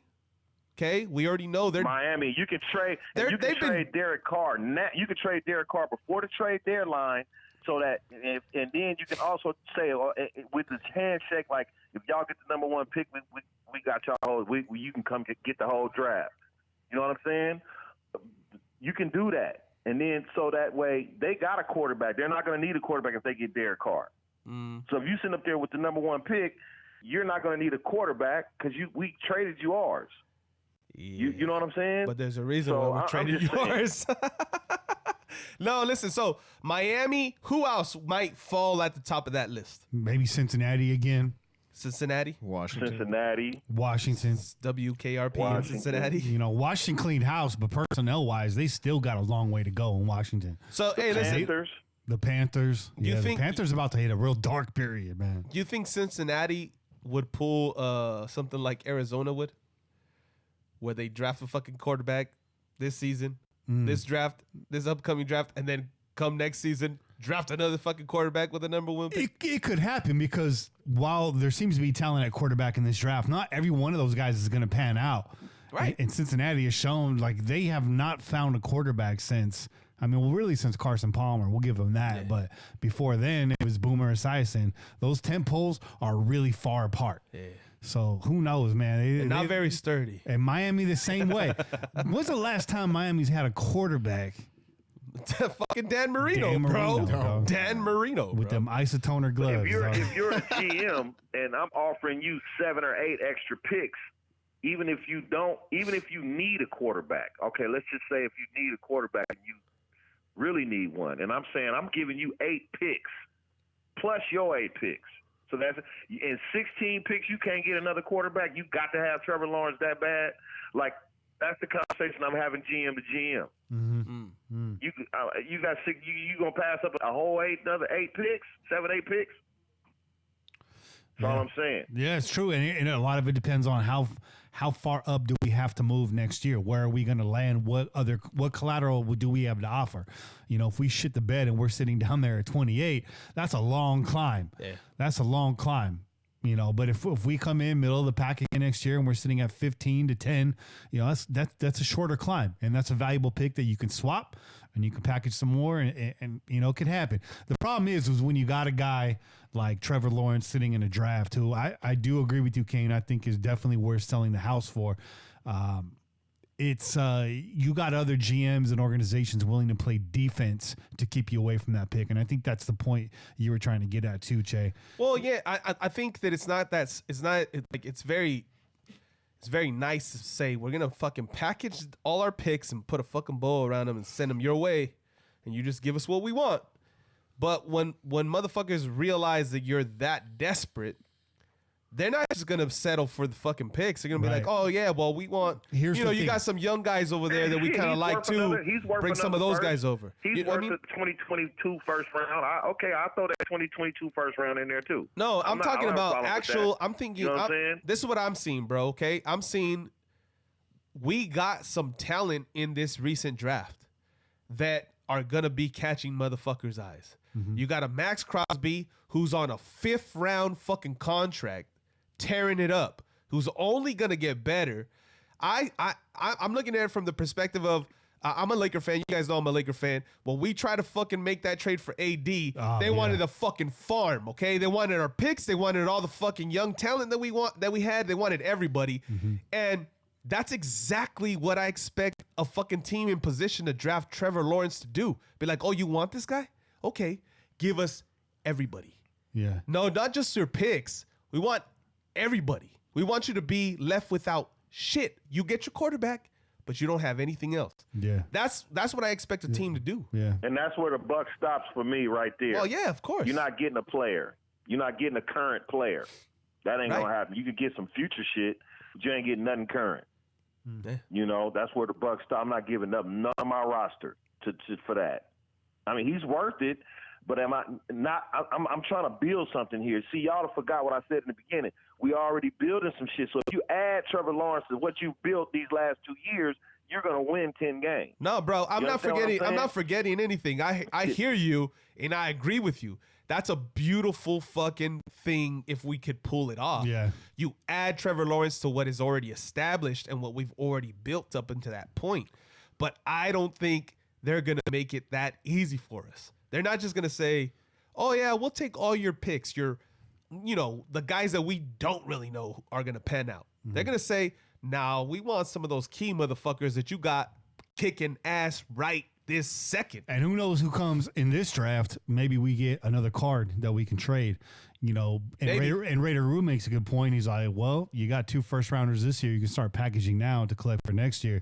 And that's not a bad point, too. But I know Kane doesn't want to give up those 2 firsts, and I wouldn't either, because you have a chance to just continue to stack young talent, which is what we need to do. But maybe you end up giving up one of those players because, like you already said, Kane, after this draft, this roster is not going to be so meek. It's going to have a lot of depth. Yep. In addition to the free agents that we had this year, it's going to be real nice. Make Mike Mayock get the full offseason. He's got a full year under his belt as a GM. He's not trying to switch gears in his career. You got to feel like he's feeling a lot comfortable. He is very open and honest and transparent about the switch last year. He said he was still trying to figure it out. He's still trying to figure out exactly what his job is, what he needs to do. Now he nailed the draft. Let's hope he can do it again. And we go into 2021 fully loaded with some maybe we have some chips we're going to deal, because I'll tell you what, that's not going to happen without a player. Free agency. You get that through free agency. You don't need them draft picks if you do good this year. And we all in agreement here. Worst case scenario. I'm with you on that. Worst case scenario, the Chargers are in that number 1 slot. That's the worst case scenario in my opinion, because there's no way in hell. Business with us. Nobody in the AFC West would do business with us. That's we already know that. That's a worst case scenario. Someone's have to go over there and murder that whole entire organization. I mean, they just about